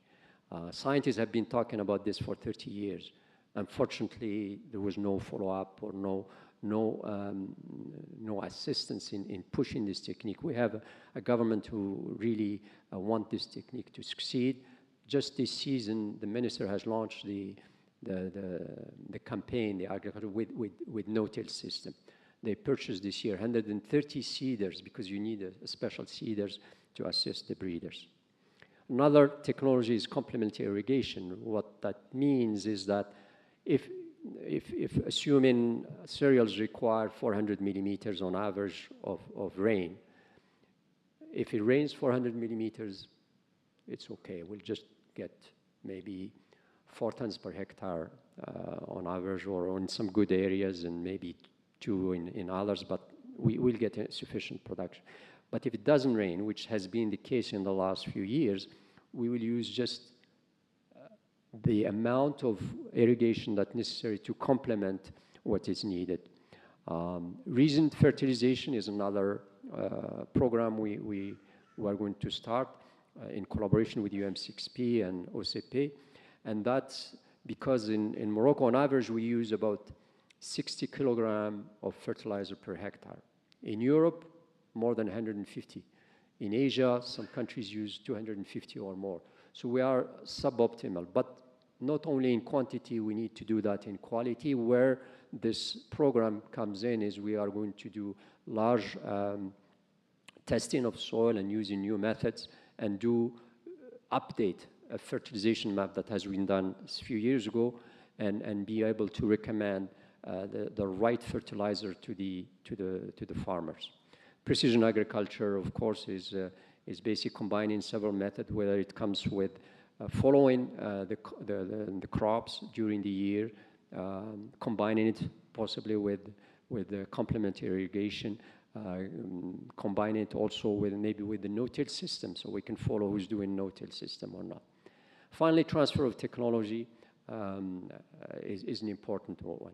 Even if we have all the agronomy and genetics together, and we come with the best varieties, if these are not transferred to the farmers, then we have not accomplished our role. And again, my colleague from FAO has talked about this is a key factor. We have some varieties that have not been incorporated in the breeding program, in the commercialization. There's a more effort to do it this time in collaboration with all our partners. I did mention the no-till. Why the genetic is important? Because we've seen, and Dr. Amamou and other colleagues, Dr. Rashid Mossadegh also have done some work that shows that on the right, that depending on the variety, the no-till can behave differently. And whereas in, for example, Hamadi, there's no difference between varieties. With Nasheed, we could see a big difference. With no-till, the yield is much higher. And on the left, the no-till is shown to provide a much higher yield compared to conventional tilling in the 3 cases: bread wheat, durum wheat, and barley. last slide, in terms of perspective. Now, is it possible to reach cereal sovereignty by 2030 and maybe even legumes if we incorporate good rotation? There are certain factors we can't control. Climate change, difficult to control, or no. Possibly we can control if emissions are directly related to that. But we, just to give an example, the frequency of drought years has increased in Morocco. In 50 years ago or more, there may be 1 or 2 drought years in 5. In the last few years, we're seeing 3 to 4 drought years in 5. And that will make the objectives challenging.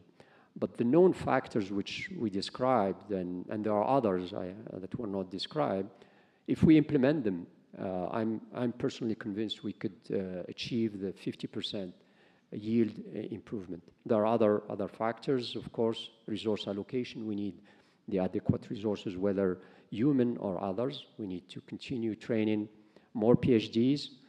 Morocco, and speaking of INRA, there is a significant number of scientists going into retirement in few years. We do have to have a plan to replace those and prepare basically the next generation of breeders. There's also resources, from financial resources to be able to have all the necessary equipment and products to do the research. And finally, partnership, key. I mentioned ICARDA, but we are here in this conference basically to strengthen those partnerships. And I think it's very important to develop those partnerships, because some areas we learn a lot from each other's experience. We leverage resources also, and some of our problems are common, and we could achieve then our food sovereignty and security in the future. Thank you. Thank you. Thank you very much, Dr. Fawzi Bekoui, for delivering the second keynote. I have one slide of acknowledgement, if that's okay. Just one slide. One slide, okay. Well, I just to acknowledge my colleague who provided me with all the information. All of them are breeders, and some of them are here. Thank you. Thank you very much. As he takes a seat, I'm happy to introduce the next session, which is a panel discussion on the theme for this conference, leveraging genetic innovation for resilient African food systems in the wake of global shocks. This session will be moderated by Dr. Claire Mukankusi, I hope I got it right, Global Breeding Lead for Common Bean Alliance Biodiversity, CIAT Uganda. As she comes, please let's acknowledge her. And she's going to introduce to us the other members of the panel so that they take their seats. Thank you. Thank you so much. Good afternoon, everyone. Yeah, so our session that we are going to have now is titled Leveraging Genetic Innovation by Resilient African Food Systems in the Wake of Global Shocks. So it's going to be a panel discussion, interactive. And just to set the pace, I'll just possibly highlight just a few comments about climate change. Climate change represents a major threat to Africa, achieving the Sustainable Development Goals, and Africa is most vulnerable despite its low contribution to greenhouse gas emissions. This vulnerability poses systematic risks to food systems, agriculture, and livelihoods in the continent. Food and nutrition security and smallholder incomes are hence severely threatened as growing seasons shorten, rainfall patterns become more erratic, and the percentage of arable land declines, leading to reduction in yields. Climate change adaptation requires actions across diverse sectors and at multiple levels, and it's clear that a science-based adaptation to climate change would be critical to achieving the SDGs. Climate change impacts are likely to be felt unevenly and exacerbate the current patterns of inequality. While gender is the most prevalent form of inequality, there are intersectional social differences. Children, older people, caste, and ethnicity. Genetic innovation, the purpose for which we are here, offers an avenue for farmers to cope with climate change through growing climate-resilient crop varieties at farm level.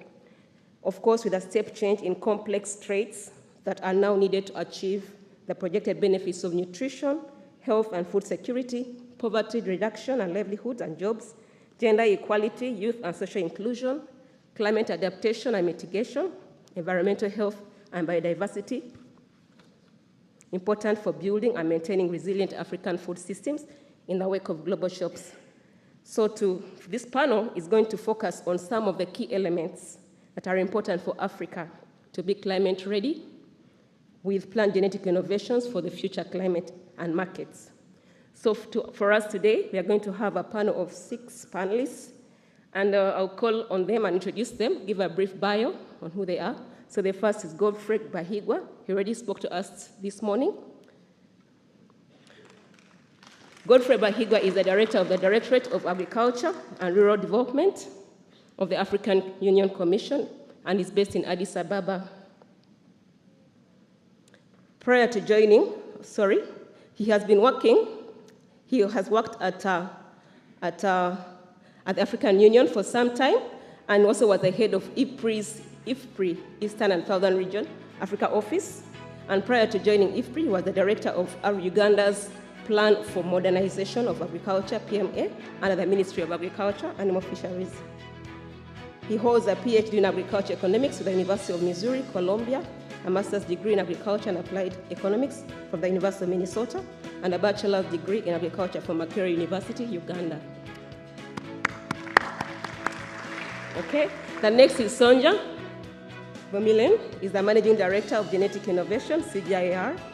She has served as the Director of Programs at the CGIAR System Organization since 2019 and coordinating the delivery of CG research programs and platforms in the development of the 2030 Research Innovation Strategy.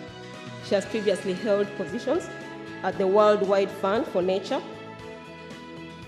and also has been the Global Food Lead Scientist at Head of Research at the CCAF's CGI Research Program on Climate Change Adaptation.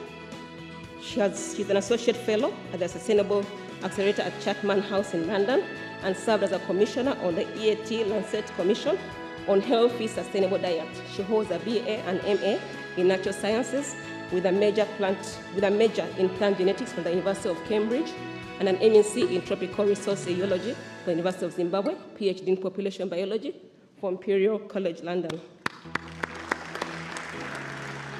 The next of our panelists is Fauzi Bekoy. Sorry if I can't pronounce it well, apologies.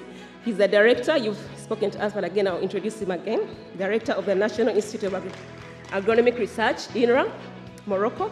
Director of Adaptation and African Agriculture Initiative. He's the President and Scientific Council of Moroccan Foundation for Advanced Science, Innovation and Research.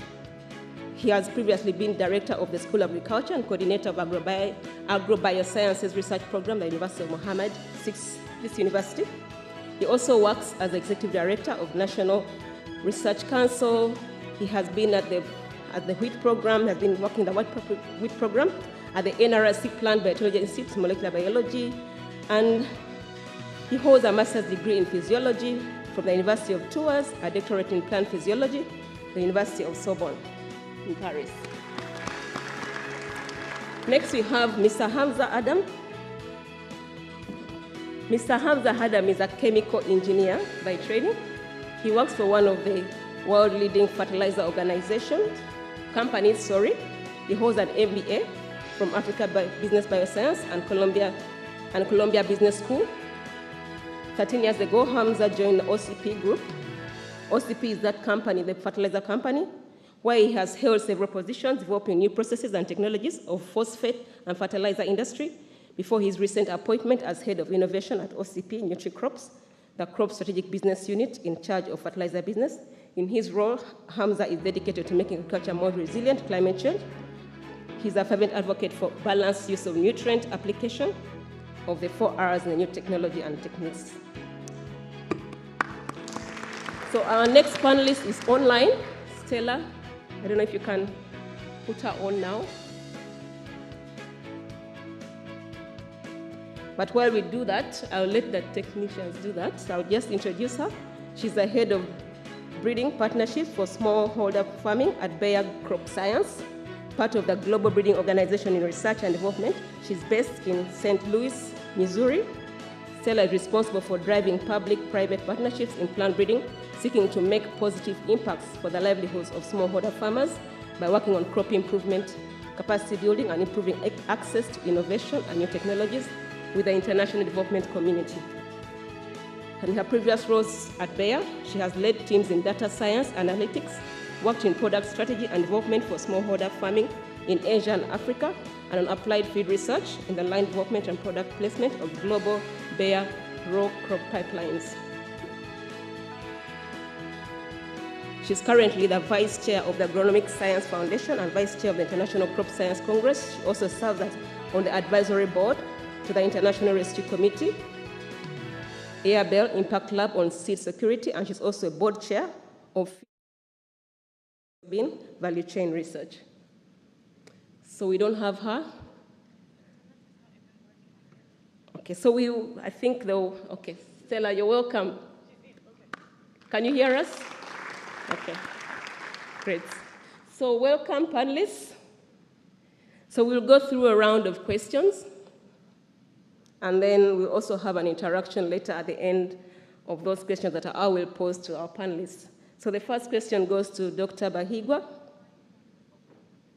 As Africa faces a crisis of climate change, growing decades of old varieties simply will not provide farmers or food systems with the growth and resilience that is required. What are some of the changes that could be made to accelerate the pace at which Africa's farmers adopt newer and more adapted varieties? Over to you, Doctor.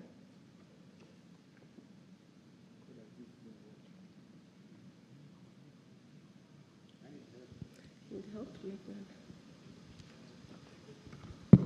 Okay, I got it. Okay. Yes, that question sounds a question to a scientist and not a policymaker. The presentation made by Professor Fauzi, I did not follow. I try to understand, but it is above my head. It's too much science. So the question you are also asking me is, I think it's above me. But let me say this, as a non-scientist. But are there other economists, so that I don't feel alone? If you are an economist in the room, hardly any. Okay, one or two. Okay, so I'm not alone in feeling lost. But great work, Professor. Very interesting work. So from a policy perspective, we at the African Union, as I remarked earlier in the morning, our continent faces constraints around agricultural productivity.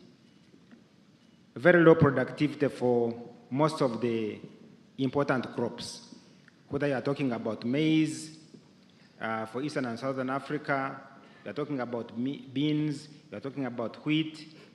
The constraints are similar for farmers. Low yields, lack of access to productive technologies, or if they are available, they are not accessible. And so they are common across the continent. So our efforts as African Union is to, and I think it was one of the presenters in the morning that called for the need for political will.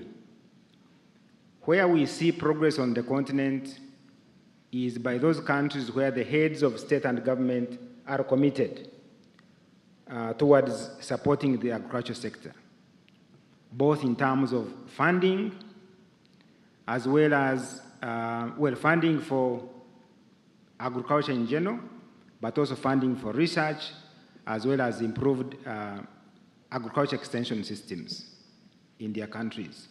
So leadership is very important, political leadership.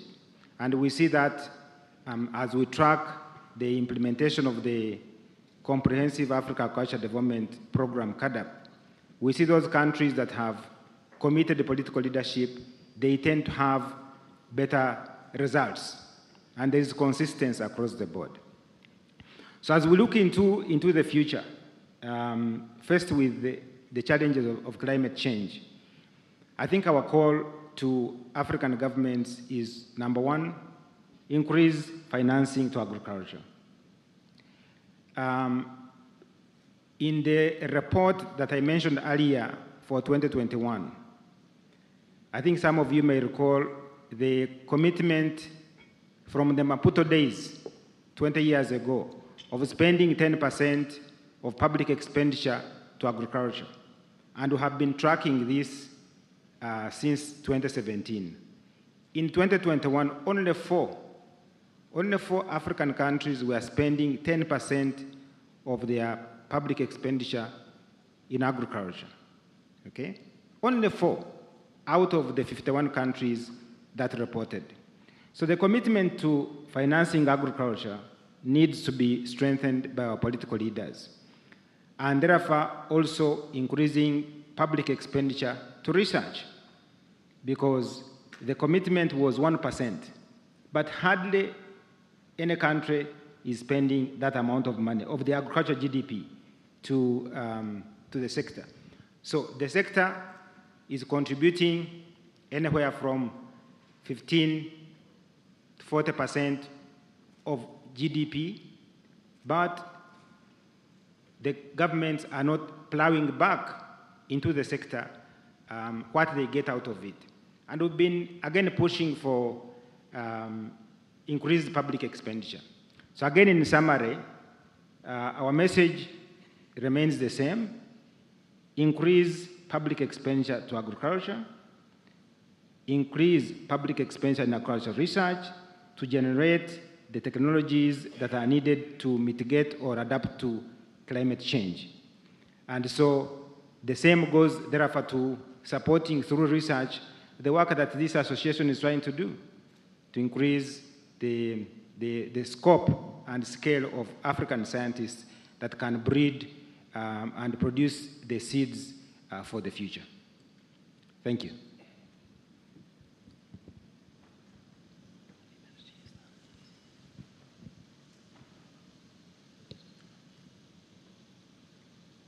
You click to the left or right at the bottom.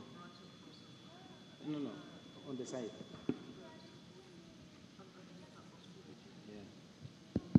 Yeah, okay, thank you so much, Dr. Bahigwa. Very straight answer. We should increase investment to agriculture research. And the call is not only for you, it's not the only call for research. Policy plays a big role. I hope you've all listened. I will not give a follow-up question, but I hope you can follow up with questions based on his submission. So I'll go to the next question that I will pose to Sonia. CGIAR has been making progress in integrating plant breeding programs to strengthen value proposition, especially in Africa. How can your integrated offer help us to be ready for climate change and future markets? And when I say help us, I mean Africa. How can CGIAR research be integrated to offer a step change for climate change and future markets in Africa? Thank you. Thanks, Claire, and hello, everybody. I did prepare some comments around integration and science, but we will be hearing a great deal around integration and science, and particularly CGIAR's offer over the coming days. I'd already like to thank my colleagues for mentioning us several times. So instead, right now, I'd like to talk about the actual transformation of us as an organization that's ongoing at this time. So just let me put my glasses on for a second, because I'd like to read out the words that Professor Dunkwer shared with us earlier. He's talked that Africa's future lies in cultivating homegrown talents. And this really speaks to how we are changing ourselves as CGIAR. So back in the early 1970s, when this organization was formed, the policymakers looked out of the world, saw massive food price crises, shocks going on around the world, not only droughts, but also famine. And the way that the solution space that they saw was essentially technology transfer and to parachute in northern talent and northern skills into Africa and into other continents. And so today, what we're trying to do is something radically different in CGIAR, both in the what we do and the who is doing it. So in the what, we have moved away from being that filler of a capacity space into being a cultivator, a connector, an accelerator, linking together others in this work. Also in the who, we have become an organization of the people that we represent. So just to give you the lineup of personalities at the moment, our board chair, Professor Lindiwe Majele Sibanda, Zimbabwean. Our incoming executive managing director, Ismahan Elouafi, Moroccan. I myself, managing director in genetic innovation, Zimbabwean. Our global head of plant breeding and pre-breeding, another Zimbabwean, Professor John Derera. And then we have the personnel in Africa, a continental director, Simeon Heui. He's from Cote d'Ivoire and based in Nigeria. For East and Southern Africa, a Zambian, Namokolo Kovic, but based in Ethiopia. And here in West Africa and with us at the conference, Dr. Baboucar Mane from the Gambia and based now in Cote d'Ivoire. So who we are is really changing. Now, and in addition to that, where we work, over 50% of our work now is in Africa, and that's particularly true in the genetic innovation space. So why am I telling you all of this? I mean, I'm actually not intending here to sound nationalist or Africanist. I mean, the real reality is that, of course, we also have African scientists working all over the world, and we have people with us today who are CGIAR scientists from other countries working in Africa. So my intent is not it's only Africans are going to solve African problems, but the intent is to just share the way in which we are much more, all of us, and I'm not just talking of CGIAR here, every single one of us in this room, regardless of where we work, we're working now in a set of globally connected relationships where the solutions to our problems really could be coming from everywhere, and our goal is to connect all of those up. So, for example, we have scientists working in Colombia who have done things like find those heat tolerance traits in beans that have then gone into East African varieties that have been registered, released, and are helping us to solve climate problems here.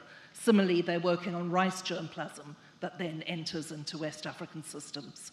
So that's my message, just for us to turn to this kind of global solution set with Africa very much at the center. When we've heard the call from Dr. Fawzi Bakawi here of needing the next generation of breeders, it's as I look to this auditorium and this space that I see them coming from here. Thank you. Thank you so much, Sonia. I think it was very clear. Linkages, partnerships, and so on. So, but I'll hold that and you could have follow-up questions. So I'll move on to the next panelist, Dr. Fawzi.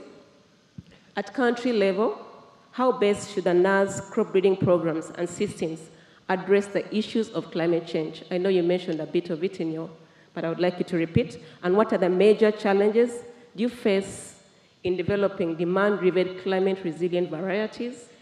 And what could be done to address these challenges? Thank you. Thank you for the invitation and for the question.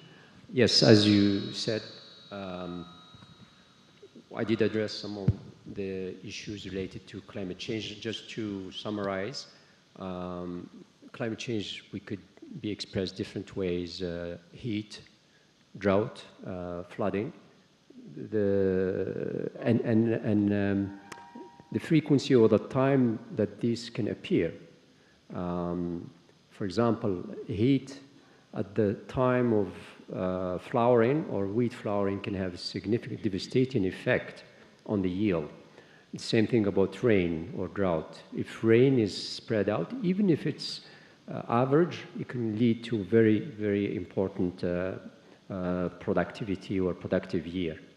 Now, what are some of the challenges? I mentioned some of them related to resources and capacity building. We have PhDs. We have a lot of students interested to do PhDs and contribute to these programs. Unfortunately, most of them don't have a reasonable scholarship or fellowship, and they end up not finishing. If they find a better job, they may go for another job and not finishing their PhDs. So that's one of the important thing. I talked about technology transfer. There are some varieties that were developed by INRA, but never reached the farmers or took a long time to reach the farmer. By then, we had other new, better varieties. Now, the things, that's the challenge. What we need to do, I think we need to increase, and we started doing that, platform of demonstration. Bring in the farmers to see the results. If they don't see it, it's very difficult to change their mind, so they have to see it. I think we need to also improve our communication ways. There are new ways now that, most of the farmers, if not all of them now, have a telephone, and maybe we can use small videos, clips to talk about this, and those are through social medias. They can be widely accessible. Another is the way we package our information. If we have a new technology or new varieties, we have to package that in a simple format. We work with an institution in Morocco called ONCA, Office National de Conseil Agricole. We need to improve that relations, and because they are the ones that are in front of the farmers, and we need to provide them with the information easily. Another aspect that will make reaching that goal or addressing climate change and having better product with research and development is the challenges with governance and management. Before even maybe having more resources or to purchase an equipment or chemical or product is the way we do it. Having worked in Canada and Morocco, the difference of acquiring or acquisition of material is significant. What it takes maybe a week to a month in Canada could take a year in Morocco. And that probably is the case with other African countries. We have to work on this. Having a 1 year difference in time will make a big difference in doing research and developing and coming with outputs. A PhD has 3 to 4 years, doesn't have 8 years to do their work. So that's an area we have to work. And we do have ways to get there. It's a long way, but we are working on it, and we will try to do that. So now, all that said, these challenges can be worked out.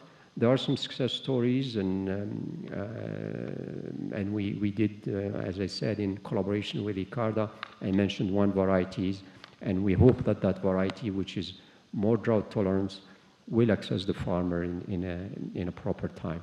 Thank you.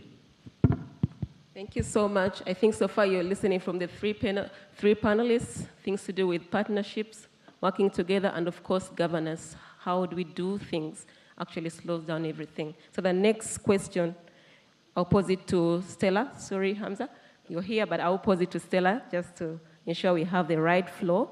So Stella, what is the special role of the private sector, crop improvement and private sector crop improvement and seed companies can make in helping spread the green revolution across Africa, one that lifts the well-being of millions and millions of smallholder families, whole farmer families? I hope you got that. Yes, Claire, can you hear me well? Yes, thank you. Hi, everyone. Thank you so much for this invitation to join this prestigious panel. I do think that there is a special role for private sector to help uplift farmer well-beings and families. And it's simple, it's to develop products faster, at the right time, at the right place, and with a clear focus on farmer and environmental benefits. It's been repeated today, yield and productivity is still low in many African countries. And a strong partnership between public and private sector can help achieve sustainable development goals faster.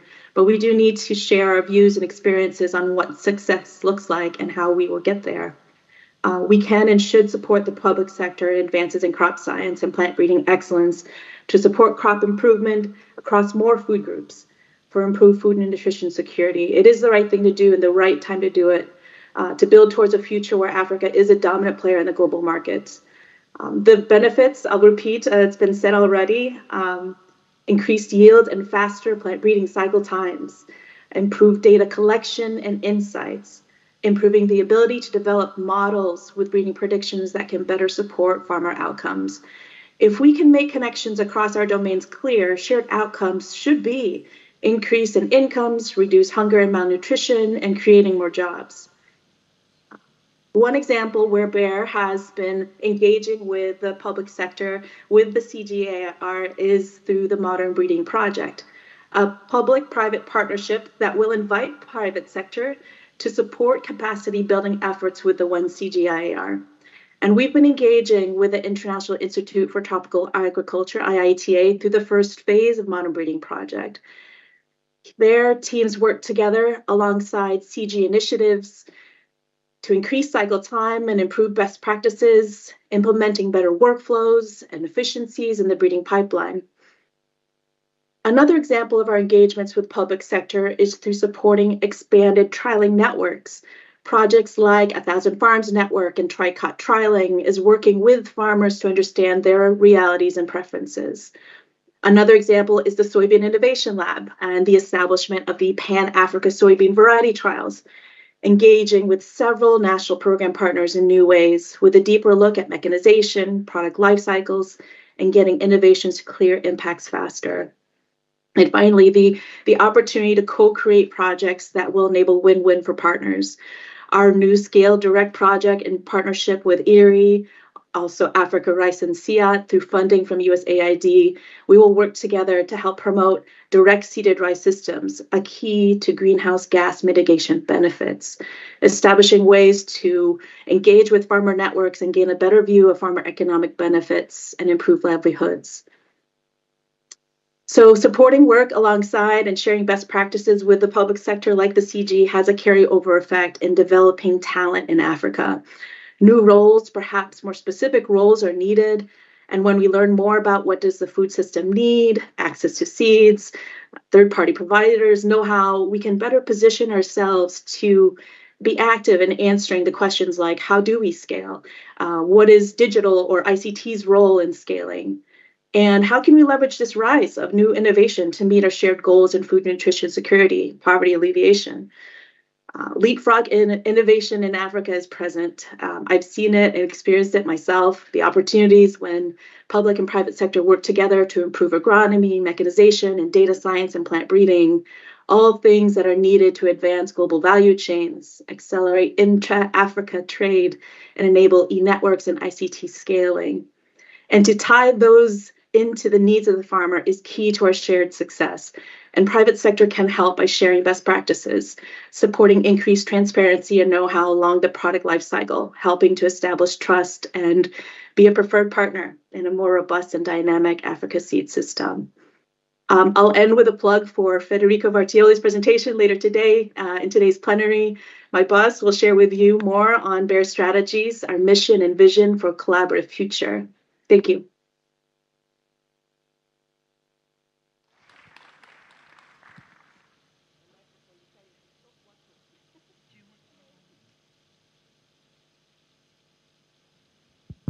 Okay, thank you.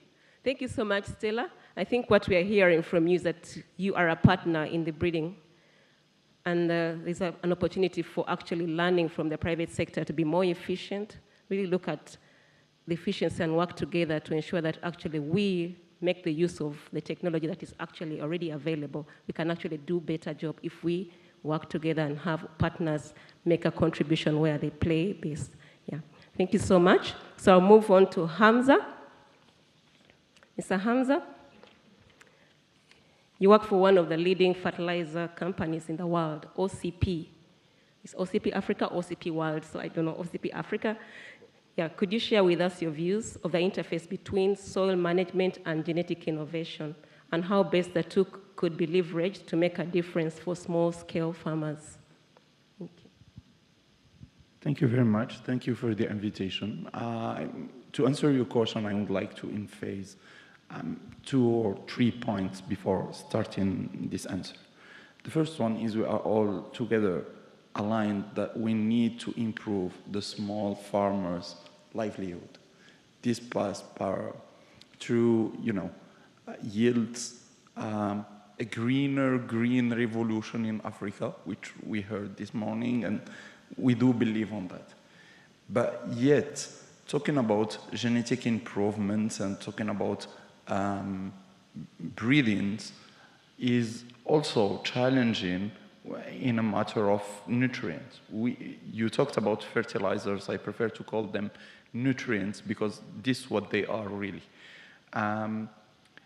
If we tomorrow imagine a world where we have new improved varieties as the ones that Mr. Bakawi showed, maybe the needs of these nutrients will be different. Not maybe, but certainly. Sorry. So the first parallel is we need to adapt our nutrients to these new varieties. The second thing, which is also very important, is that we should have and adopt a global or a comprehensive approach that include nutrients, include varieties and species, and include machinery, includes crop protections, everything, to be able to scale up what we are doing today. At some point, we can see the mobile technologies and data technologies outreach that can help and foster the farmers' adoptions of these new varieties, of new nutrients, of adapted practices, and mainly the 4 R's adoptions, which is the right time, the right place, and the right nutrient, I would say, plus the right amount of it.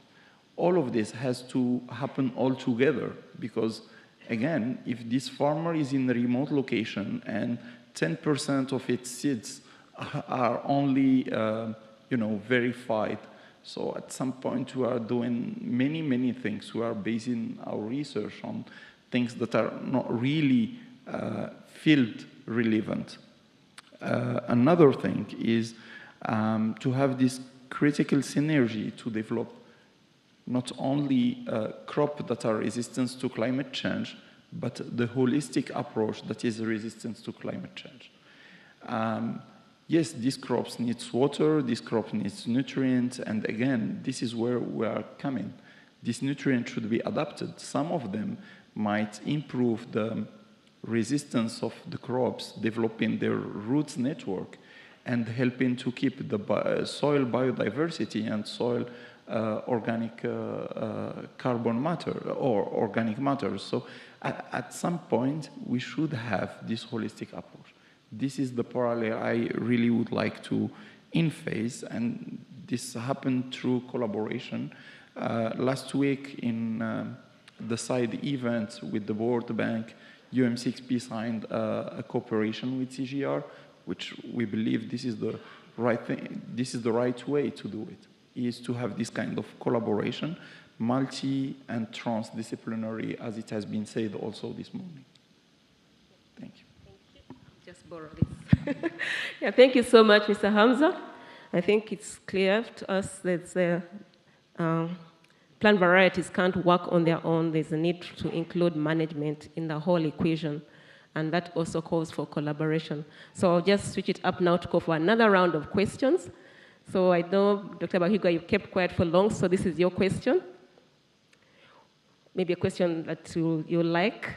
Where do you see necessary human resources and capacity building coming from? Yeah, I know you talked about resources, but this time I'd like to really tell us where do you see the necessary human resources and capacity building coming from? Who should invest and how can they do that? How can we ensure and grow a new generation of plant breeders to ensure we meet the challenges of food security, nutrition, and sustainable use of resources in a climate-challenged continent? Yeah, thank you, Claire. I think it's across the board. If you look at again, from where I come from at the African Union, within my department, we have 25 established positions in my directorate that I lead at the African Union. At the moment, we are 3. So we are 3 people that are overseeing Africa's agriculture agenda at the policy level. 3 out of an staff establishment of 25. So how we survive is through partnerships. We work very closely with some of the technical institutions that work in the space of agriculture. FAO is one of them. We rely on FAO for technical support. We rely on AGRA. We rely on CGIAR institutions, IFPRI, ILRI, to help us drive this continental agenda, simply because at the African Union Commission, the capacity is just not there. The member states are slow to help us build that capacity. And it's a continental organization. And this is not unique to the African Union. You go to the regional economic communities, COMESA, ECOWAS, SADC, East African Community, the story is exactly the same. So you have these important continental and regional bodies whose capacity is not as strong as it should be. So if you're asking me what to do, well, increase the capacity of these institutions. Those that are leading the political work on the continent or the policy work to be able to do their work. So that is one point. But you also go at national level. I don't have the statistics, but I can tell you, talking to the regional economic communities which are closer to our member states than us at the Commission, the stories are almost the same. You don't have adequate scientists that are dedicated to doing the breeding for the key crops in each of our countries. You find a handful of scientists that are dedicated to breeding. So what to do? Increase training, increase the ability to retain the people that have been trained.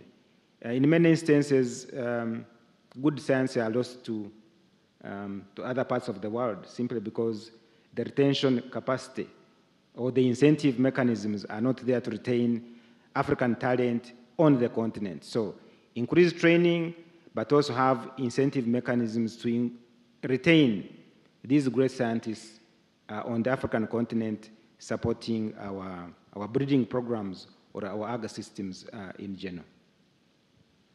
Thank you so much, Doctor. I think that was very clear, because some people ask how. Again, maybe you have those questions of how, because it's really a challenge, not only for you, but for everybody, to how to increase the resources to plant breeding and really agriculture in general. So I'll move on to Sonia, another question for you.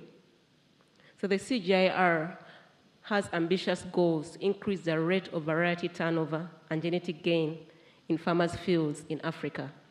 This ambition needs great partnerships. What are you doing to work strategically with NAS, the ARIs, and SMEs? Great question, and I'd like to start with a response to you. That I really see it that collectively we need more capacity in Africa, but I would argue that it's actually a strength that it's not concentrated in the African Union, that you do indeed need to draw on FAO from NAS, from the sub-regional organizations, from CGIAR in order to do it, because it does drive this collective effort, and perhaps that's a strength. And I wrote this morning to one of my colleagues. I said, can you send me the list of the people in the CGIAR delegation to today's conference? And she returned with a list which had 16 people with a CGIAR affiliation, and then a further 28 people who've been financially supported by CGIAR, but that come from sub-regional organizations and from the national research systems. And I thought, that's great. I mean, that is the CGIAR delegation, that's our family, that's how we deliver. And that's exactly what we're trying to do now. So again, returning to the kind of transformation narrative I was sharing earlier, CGIAR has obviously been working with national research for as long as they've been around, for 50 years. And in some cases, such as the relationship with INRA and Morocco, it's extremely intimate and close.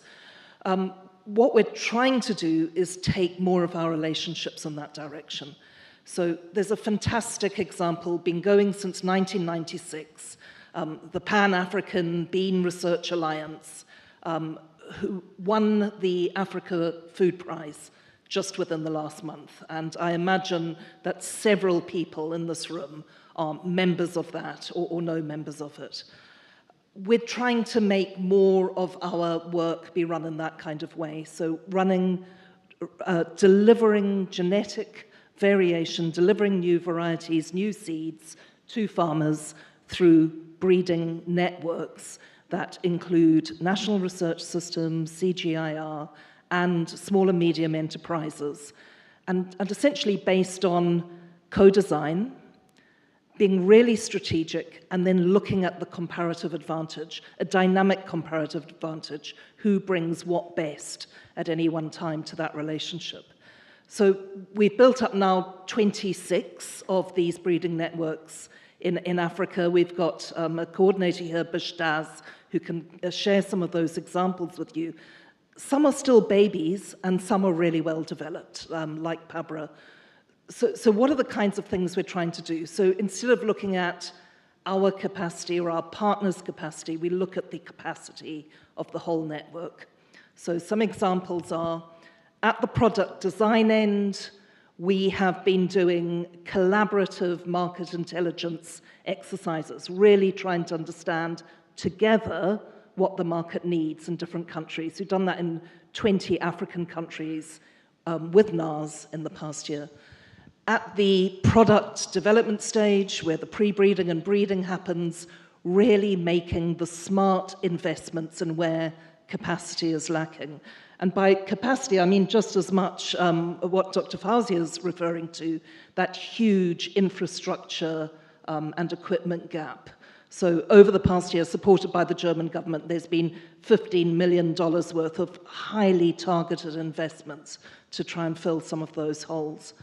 Then there's the product deployment, the product testing with farmers and going out to deployment end, and really trying to be innovative here. Well, one of our scientists will be sharing a poster on the TriCop method, where you do mass testing with 10,000 farmers. But even at the actual field testing, more traditional kind of research, for example, with Tari in Tanzania, working on the groundnut, going from the kind of field trials with 200 farmers and scaling, well, in fact, actually, I think fewer than that. I think only around 20 historically, scaling that up to 1,000 farmers doing that. Of course, the success of any of that work is only measurable in terms of real outcomes for farmers, what's in their pocket, their health, and so we're also trying to improve the measurement there. What's actual genetic gain in the fields of real farmers? And to address climate change, how fast are those varieties turning over? Are they actually keeping up with the pace of change?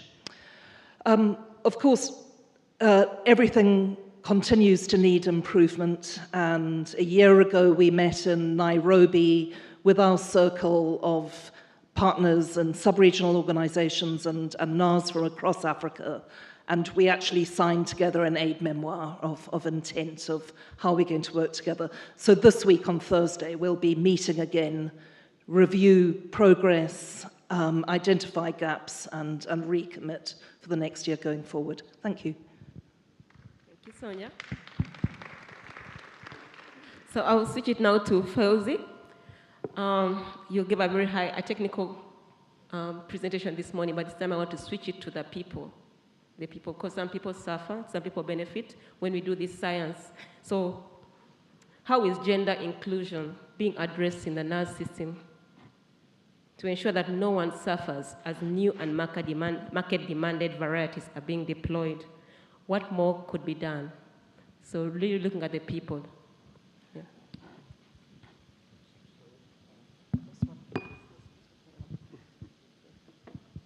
Thank you for that question. So I'll approach the question of gender. That's an important point. First of all, women can play an important role in addressing some of the challenges, at least two ways. One, providing different perspectives, different opinions, and being maybe a different and better communicator when it comes in Morocco to go into the farmers. As I said earlier, almost 50% of the population in the countryside is involved in agriculture, and of that, of course, the half is women. And helping in developing agriculture, they can play an important role.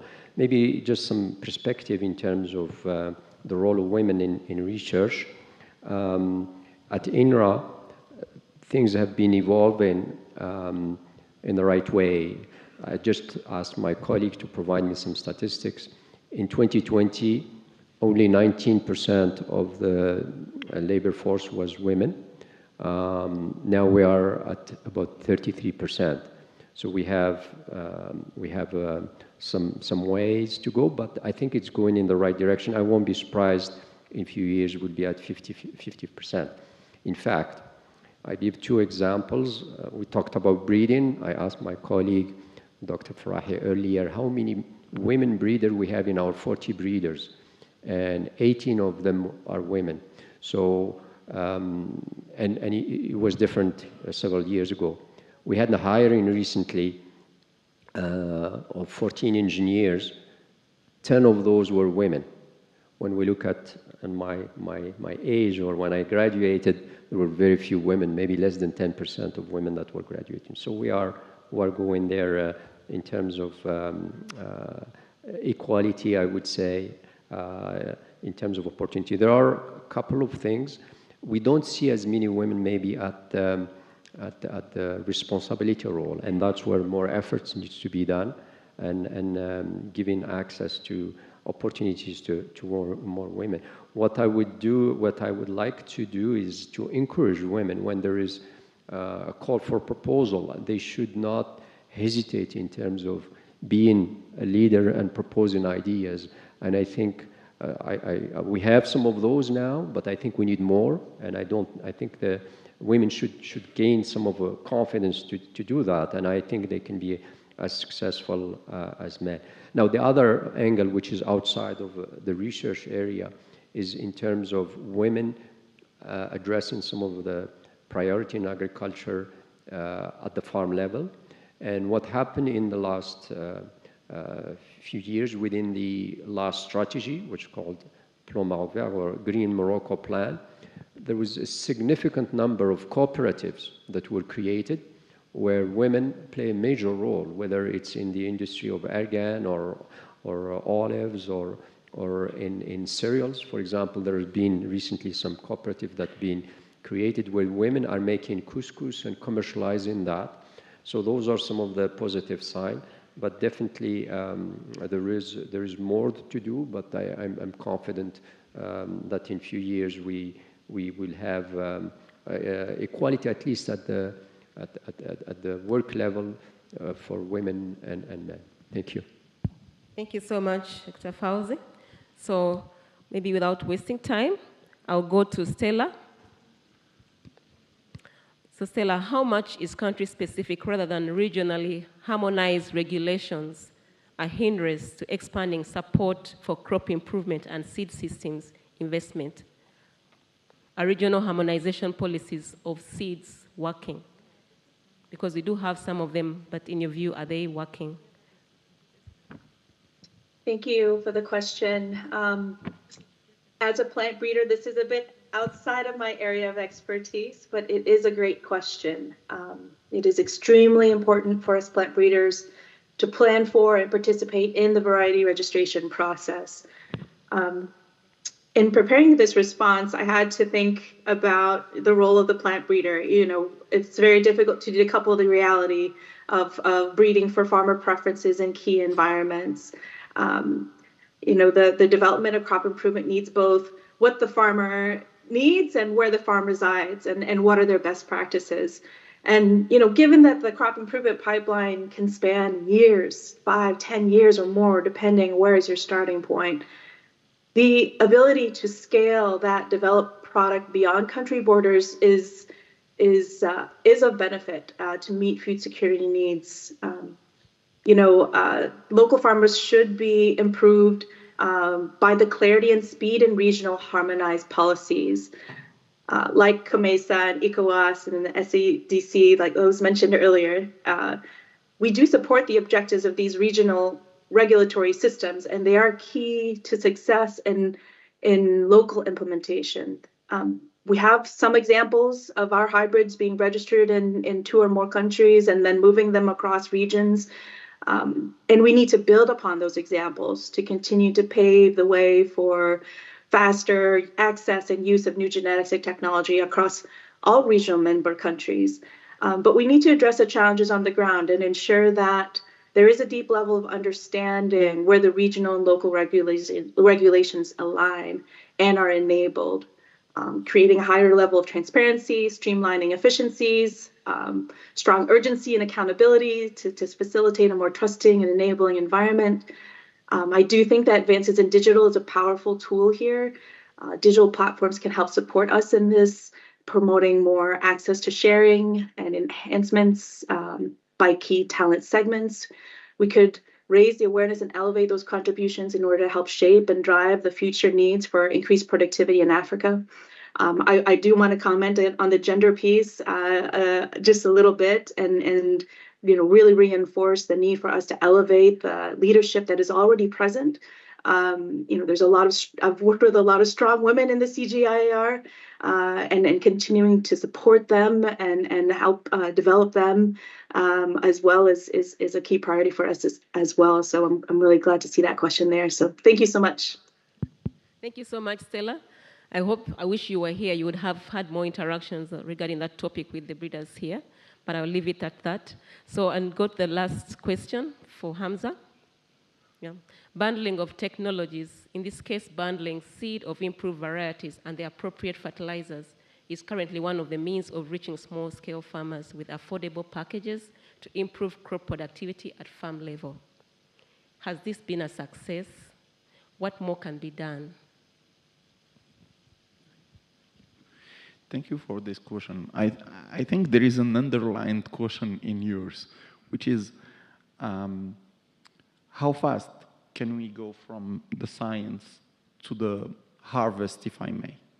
Today, if we are taking a new improved seed or a new nutrient that we develop, how much time to convince that smallholder farmer to adopt this new practice, which from a scientific base we consider good and adapted to the context where they are.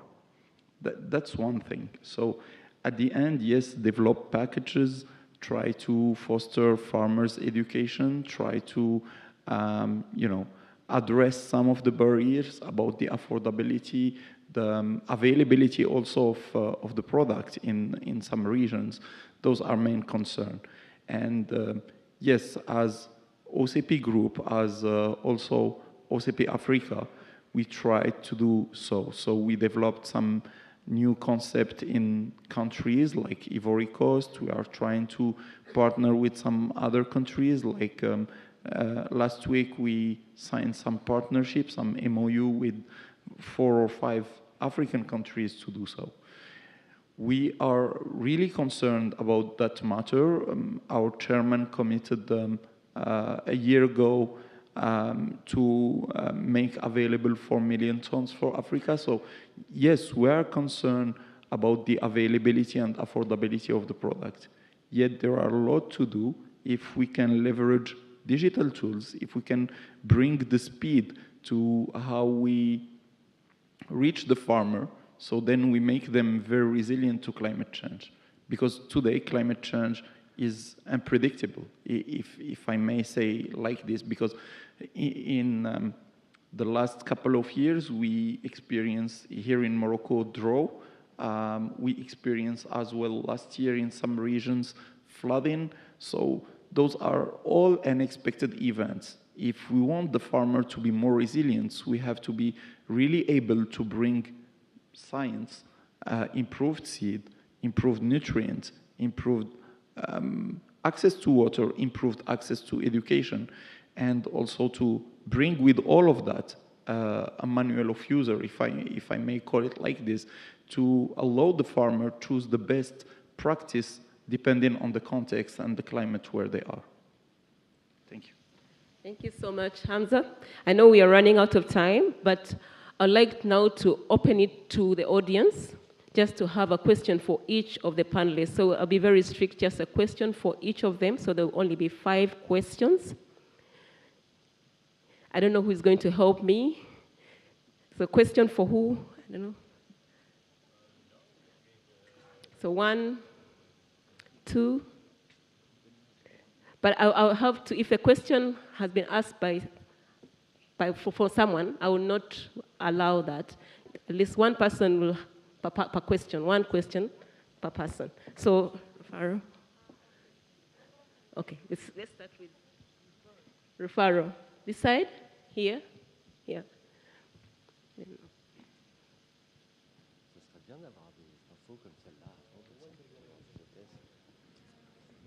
Where?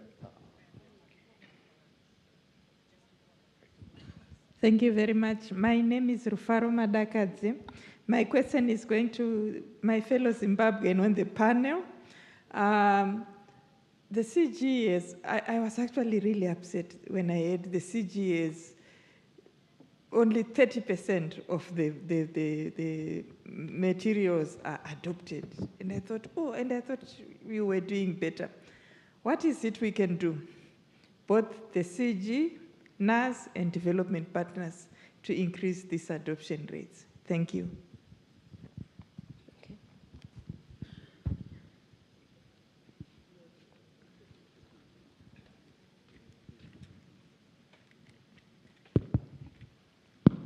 Test. That's a great and really important question, Rufaro. So, first of all, to draw your attention to the huge variability that we had across there. So, at the top, you've got the improved maize varieties with adoption rates and, 86, even 90%.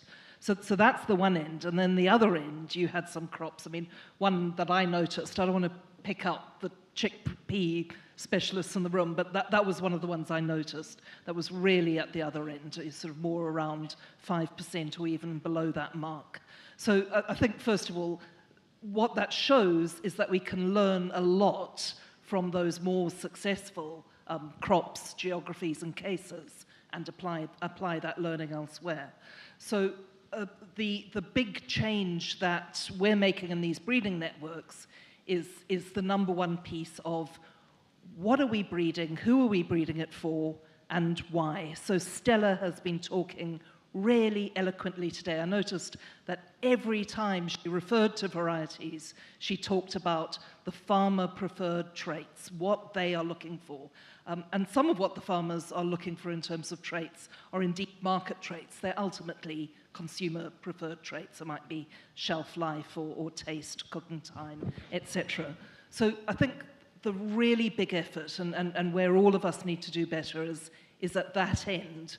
It's all too easy for us, if we're breeders, to say, I'm an expert in late blight tolerance or resistance or something like that, and that's where all of the next varieties are going to focus on that, and instead we need to be challenging ourselves and really breeding what the farmers need. The other piece is at the other end, and once we've gone through the development cycle, getting that out to market. And here there's, first of all, again, sensitivity to why and when people do adopt.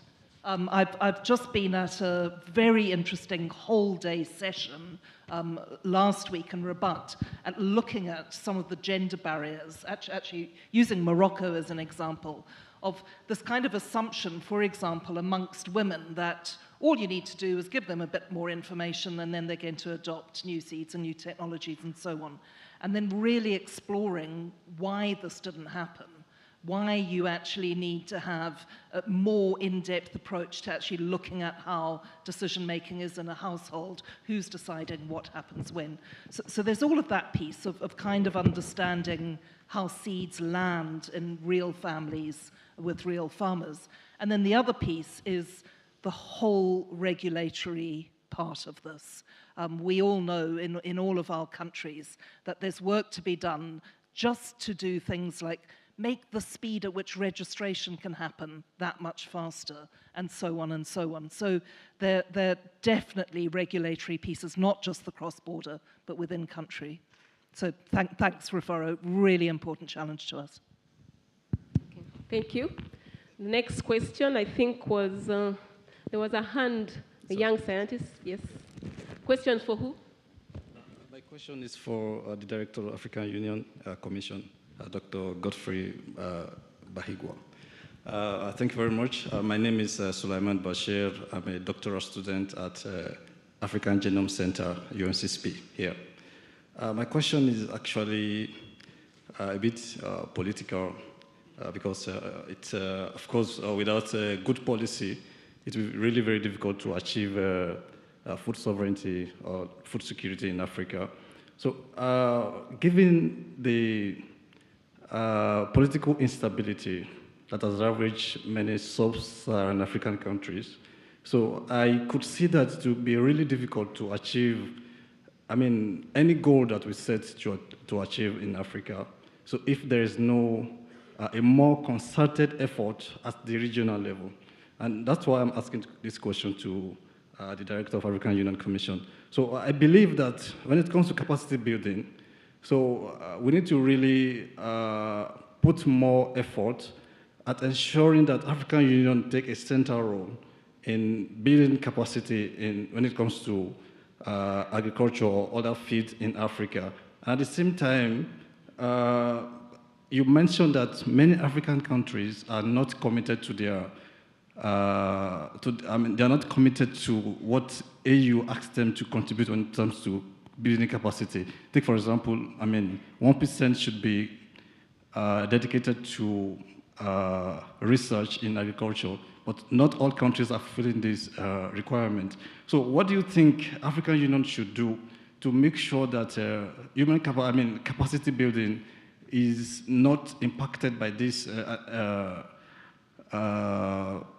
political instabilities that are ravaging many countries in Africa? And at the same time, what strategies are you putting in place to be able to make sure that not any country is left behind in achieving the 2030 Sustainable Development Goals in Africa? Thank you. How much time do we have for this? I don't think I have a very good answer for you. But I'm glad you are a young doctoral student, so good luck to you. You'll be replacing me in about 5 years. Yes, so I'm not from the political side of the African Union. We have a whole directorate of political affairs, and I'm not from there. I'm from agriculture and rural development. So my knowledge, my response to the political question is going to be limited. But let me say what it is that is under my purview. So when African heads of state and government take decisions or make declarations, our role as a department or as AU Commission is to translate those decisions into policy frameworks, okay? To be very specific, for example, in agriculture, when they took the Malabo Declaration in 2014, we took that declaration, developed business plans to support the implementation of those decisions. We at the African Union Commission, we don't implement anything. We do policy. Implementation is by our member states, supported by the regional economic communities and the AU Development Agency. Then our other big role as African Union Commission is monitoring and reporting on the progress that our member states are making. That's why I mentioned that every 2 years we track and report the progress that the member states are making. So policy and strategy formulation, then tracking and reporting back to the member states. That's what we do. Of course, the success of all our efforts in every field depends on the environment that is available at our member states. Politics is important, governance is important, accountability is important, but at the end of it all, it boils down to having a stable political and economic environment if we are going to make success. And that is a whole different discussion as to what needs to be done to ensure stability on the continent. It's absurd that in the last several years we have seen several coups. We had thought coups had been relegated to the 70s and 80s, but here we are in the 20s, and we still have coups happening on the continent. That is a discussion for another day. It is also a little bit outside my purview. But certainly, peace is a panacea to everything that we want to do. And so any effort aimed at ensuring political stability on our continent is important for what we are discussing in the agriculture field. We need peace and stability to make investments in the sector if we are going to address issues of food security and nutrition. And it's also a cyclical issue. If you don't have food on the continent, if people are insecure in terms of food, that also affects the political stability of the country. You cannot govern a hungry population. They will riot. And to have a non-hungry or food secure place, you need peace. So it's something that is cyclical in nature. And again, we can discuss more details over lunch. Thank you. So I'm going to move in the middle here. Sorry. So, okay. Question for who, sorry? My question is to Sonia. No, we're having one question per panelist, unless you pose it to another panelist. I think anyone can jump in because it's a very important question. Okay, my name is Tadessa. I'm with Breeder Atikada. So the question goes to the climate funding and its contribution to genetic innovations. We know how climate-resilient varieties contribute to climate change, from carbon sequestration to avoiding chemicals because we develop resistant varieties, drought tolerant, or adding organic matter to the soil. However, there are many talks about climate change in funding, and that amount of money diverted to different initiatives, but how good we are in getting that amount of pledge for climate change fund to the genetic innovations. And as I know, most of the breeding programs at the national level and also in the TGR, they are constrained by resources. And if you ask the national programs, whoever, from where they come from, they will ask you, okay, we need germplasm and capacity development, but resources limited. So how are that pledge for climate change funding vis-a-vis for technology innovation, meeting each other? Thank you so very much. Sonia, you want to take that, or can any of the panelists take it? Yeah?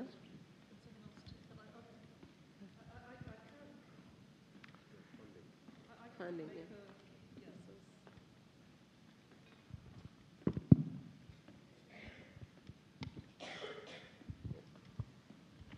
I can make a very brief comment on the global landscape of climate funding, because it is very interesting to all of us in this room. So at the global level, we see about 85% of the funding that is flowing going into the mitigation space and only 15% into the adaptation space that most of our breeding around heat tolerance, drought tolerance, flood tolerance, etc., is responding to. The other piece is agriculture also gets a very tiny share. You may have heard kind of grand statements. There are only 3 things that matter to solve climate change: fuel, food, and everything else. I mean, it's fuel and food, and yet we're seeing, I think, somewhere around less than 10% of either the mitigation money or the adaptation money going into our work in the agri-food system. So I think there's a big job for all of us to be doing collectively to really build the investment case for what we're doing. And a key opportunity is this upcoming COP. I know that there will be a full food and agriculture day. It's one of the, it's one of the immediate opportunities that we have collectively to sell what we're doing and why it matters so much. Thanks.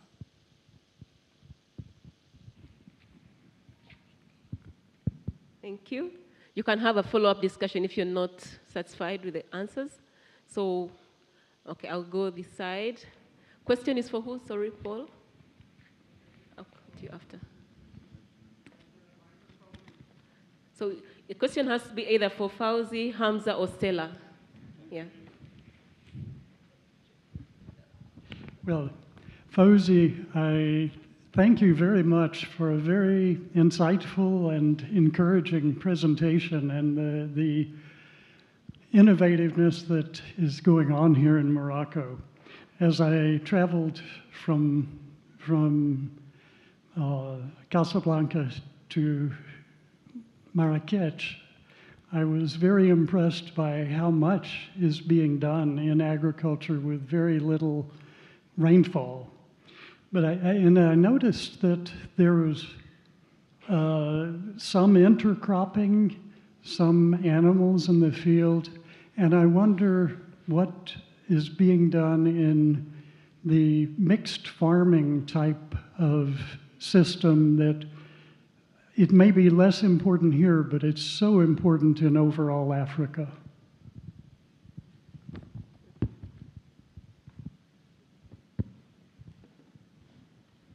So if, thank you for the question. So if I understood well, it's in relation of agroforestry and what else is done for animal feeds and doing both agriculture, both crops and growing animals. So within the strategy I talk about, there are specific objectives in improving intercropping and agroforestry. There are two main objectives. One is in promoting the plantation of carob tree, and in between growing other crops. Carob is a very lucrative crop when it arrives to maturity, and the government has planned to plant 100,000 hectares of that. The other one is cactus. Maybe you didn't see many cactus between Casablanca and Rabat. It used to be very abundant crop or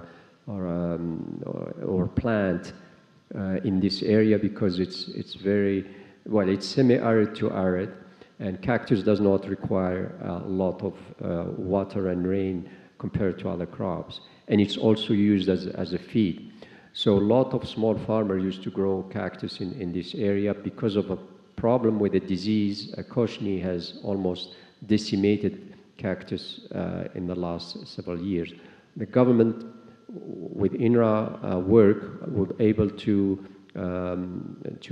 select and screen 8 varieties that are resistant to the Koshni, and there's a plan to plant 130,000 hectares of cactus to replace the plant that has been diseased. Now, one of the challenges is with the promotion of no-till system. We have to find ways for the small farmers to feed their sheep and goats, and that's a true challenge. There are different ways of doing that. There's been some initiatives that growing what's called hydro barley to help the farmers feed their sheep, and also the government coming with subsidies to provide barley in certain cases. I hope I addressed your question. If not, I'll be happy to talk after the sessions and maybe address you to some of my colleagues who knows better this area than me. Thank you. Okay, thank you, Doctor. So questions, only 2 more questions, one for Hamza and one for Stella. Yes. Yes, please, yeah. Thank you.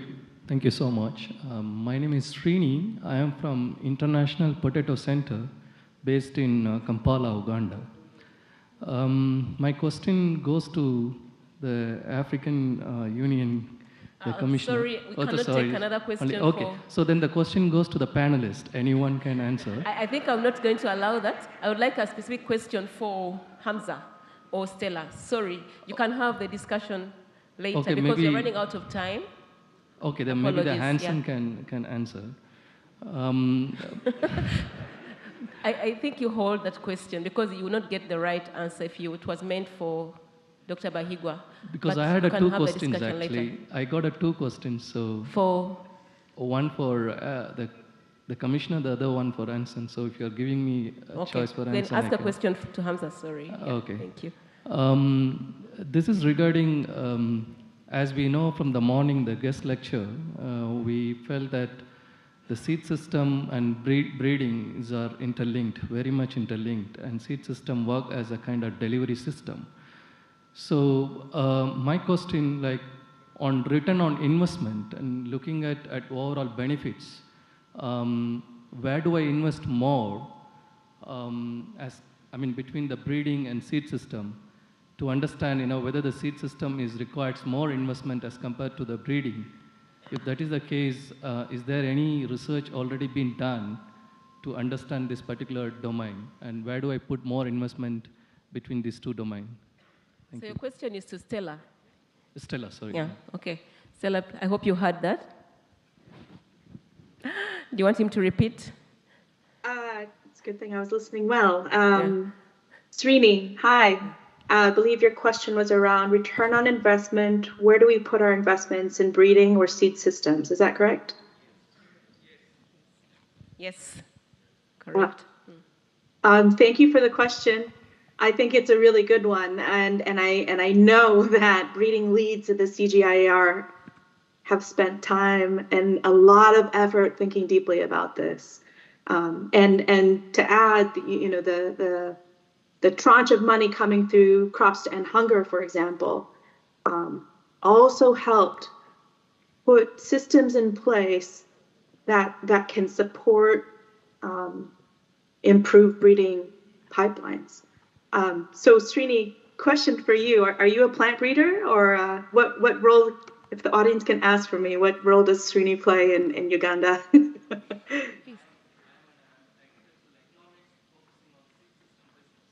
You focus on seed systems business.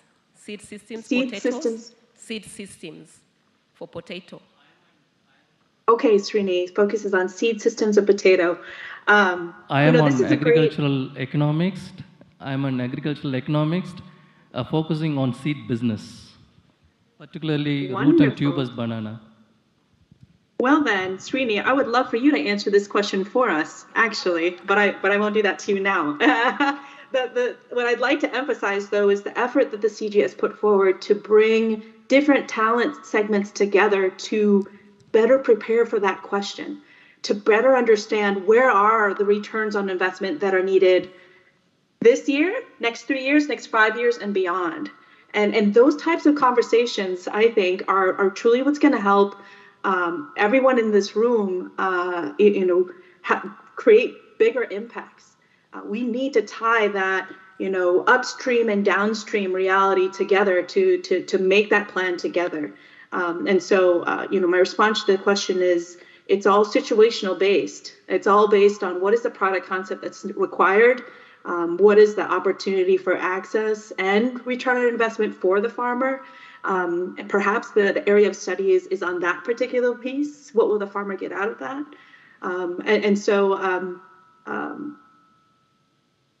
I think I'll reiterate the key points that I started earlier around focus areas to increase cycle time, to increase expanded trialing networks, to increase partnerships. And I think your question really lends very well to that. Increasing all those aspects in plant breeding pipelines should really be looked at as a return on investment for the customer that we're trying to serve. How are those systems, how are those efforts that each crop strategy requires, how are those efforts helping to create more economic development for that geography, for those farmers? So thanks for the question. It's a real great one. Okay, thank you so much, Stella. So we're running out of time. Is your question for Hamza? So just a brief, quick question because we're really pressed for time. Sorry. Yes, a small question. I think as a breeder, I believe that we can ensure more productivity through breeding and through other research activities. But we have to learn from nature, mainly in areas where you have harsh environments. And I think that we are here in Rahamna. Rahamna is known to be very harsh environment where livestock is very important. I think we have to learn from nature how much we can learn from it to improve the livelihood of these people, taking the advantage of local agrobiodiversity as well as the diversification of farming systems, how much we can do in these kind of environments. So that's a comment or question? No, question for you. Okay, happy understand. If I may add on what you said, we should adopt, if I may, a global approach, meaning having this global inputs from science that should be adapted to the local context every time.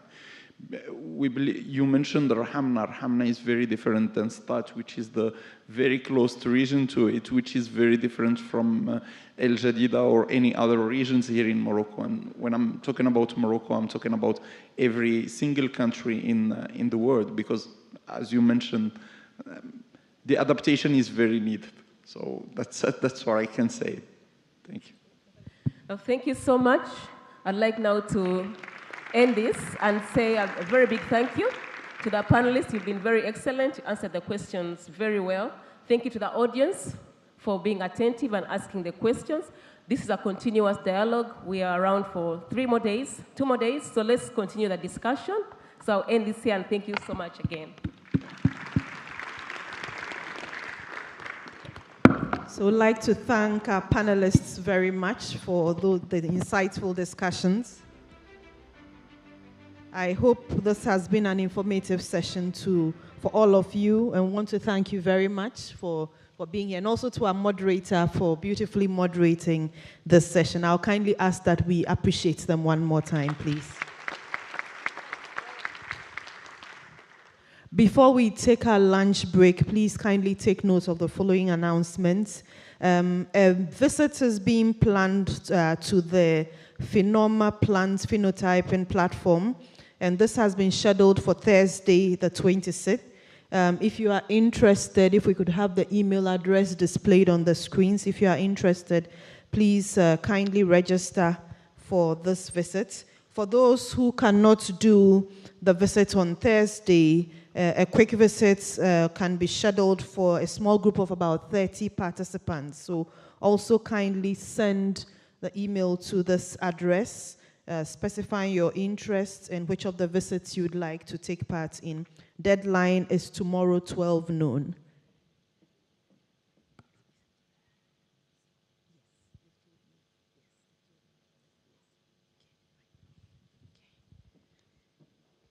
Would also kindly like to ask all those who delivered speeches this morning to kindly make your speeches available. You can give them to me, and I'll hand them over to the organizers. We will take our lunch break now, but I would also like to remind all those who are yet to send your posters, please do that by email. And for those who have them, please, as we said earlier on, leave them at the exhibition space near the library. This morning, we were supposed to take a group photograph. We couldn't do that because of the weather. What we will kindly ask you to do is to stand where you are sitting.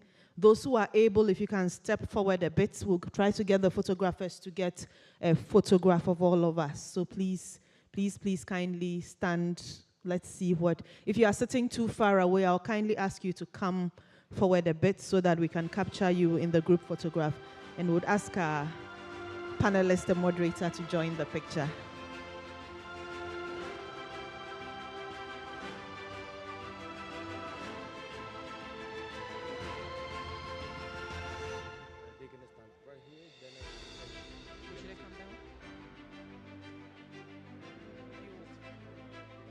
Okay, so they can stand where they are, or they should come down. Okay. Come together. Okay. My apologies. The photographers are asking that we come down as much as we can and then stay together so that they can get a very good shot of everybody. Let's try as much as possible to fill in at the middle side so that we can all be captured in the photographs.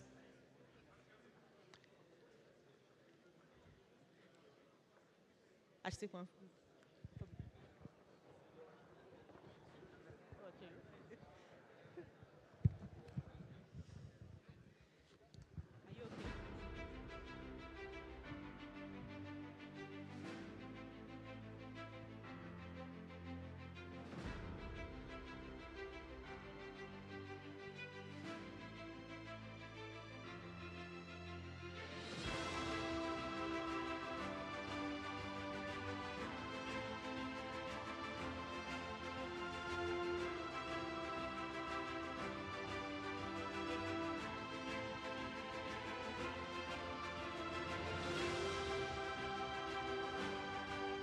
Thank you very much. The lunch break is 1 hour. Please take notes. Lunch break is 1 hour. So we meet here. It's 2:20. So we should converge here by 3:20. Thank you.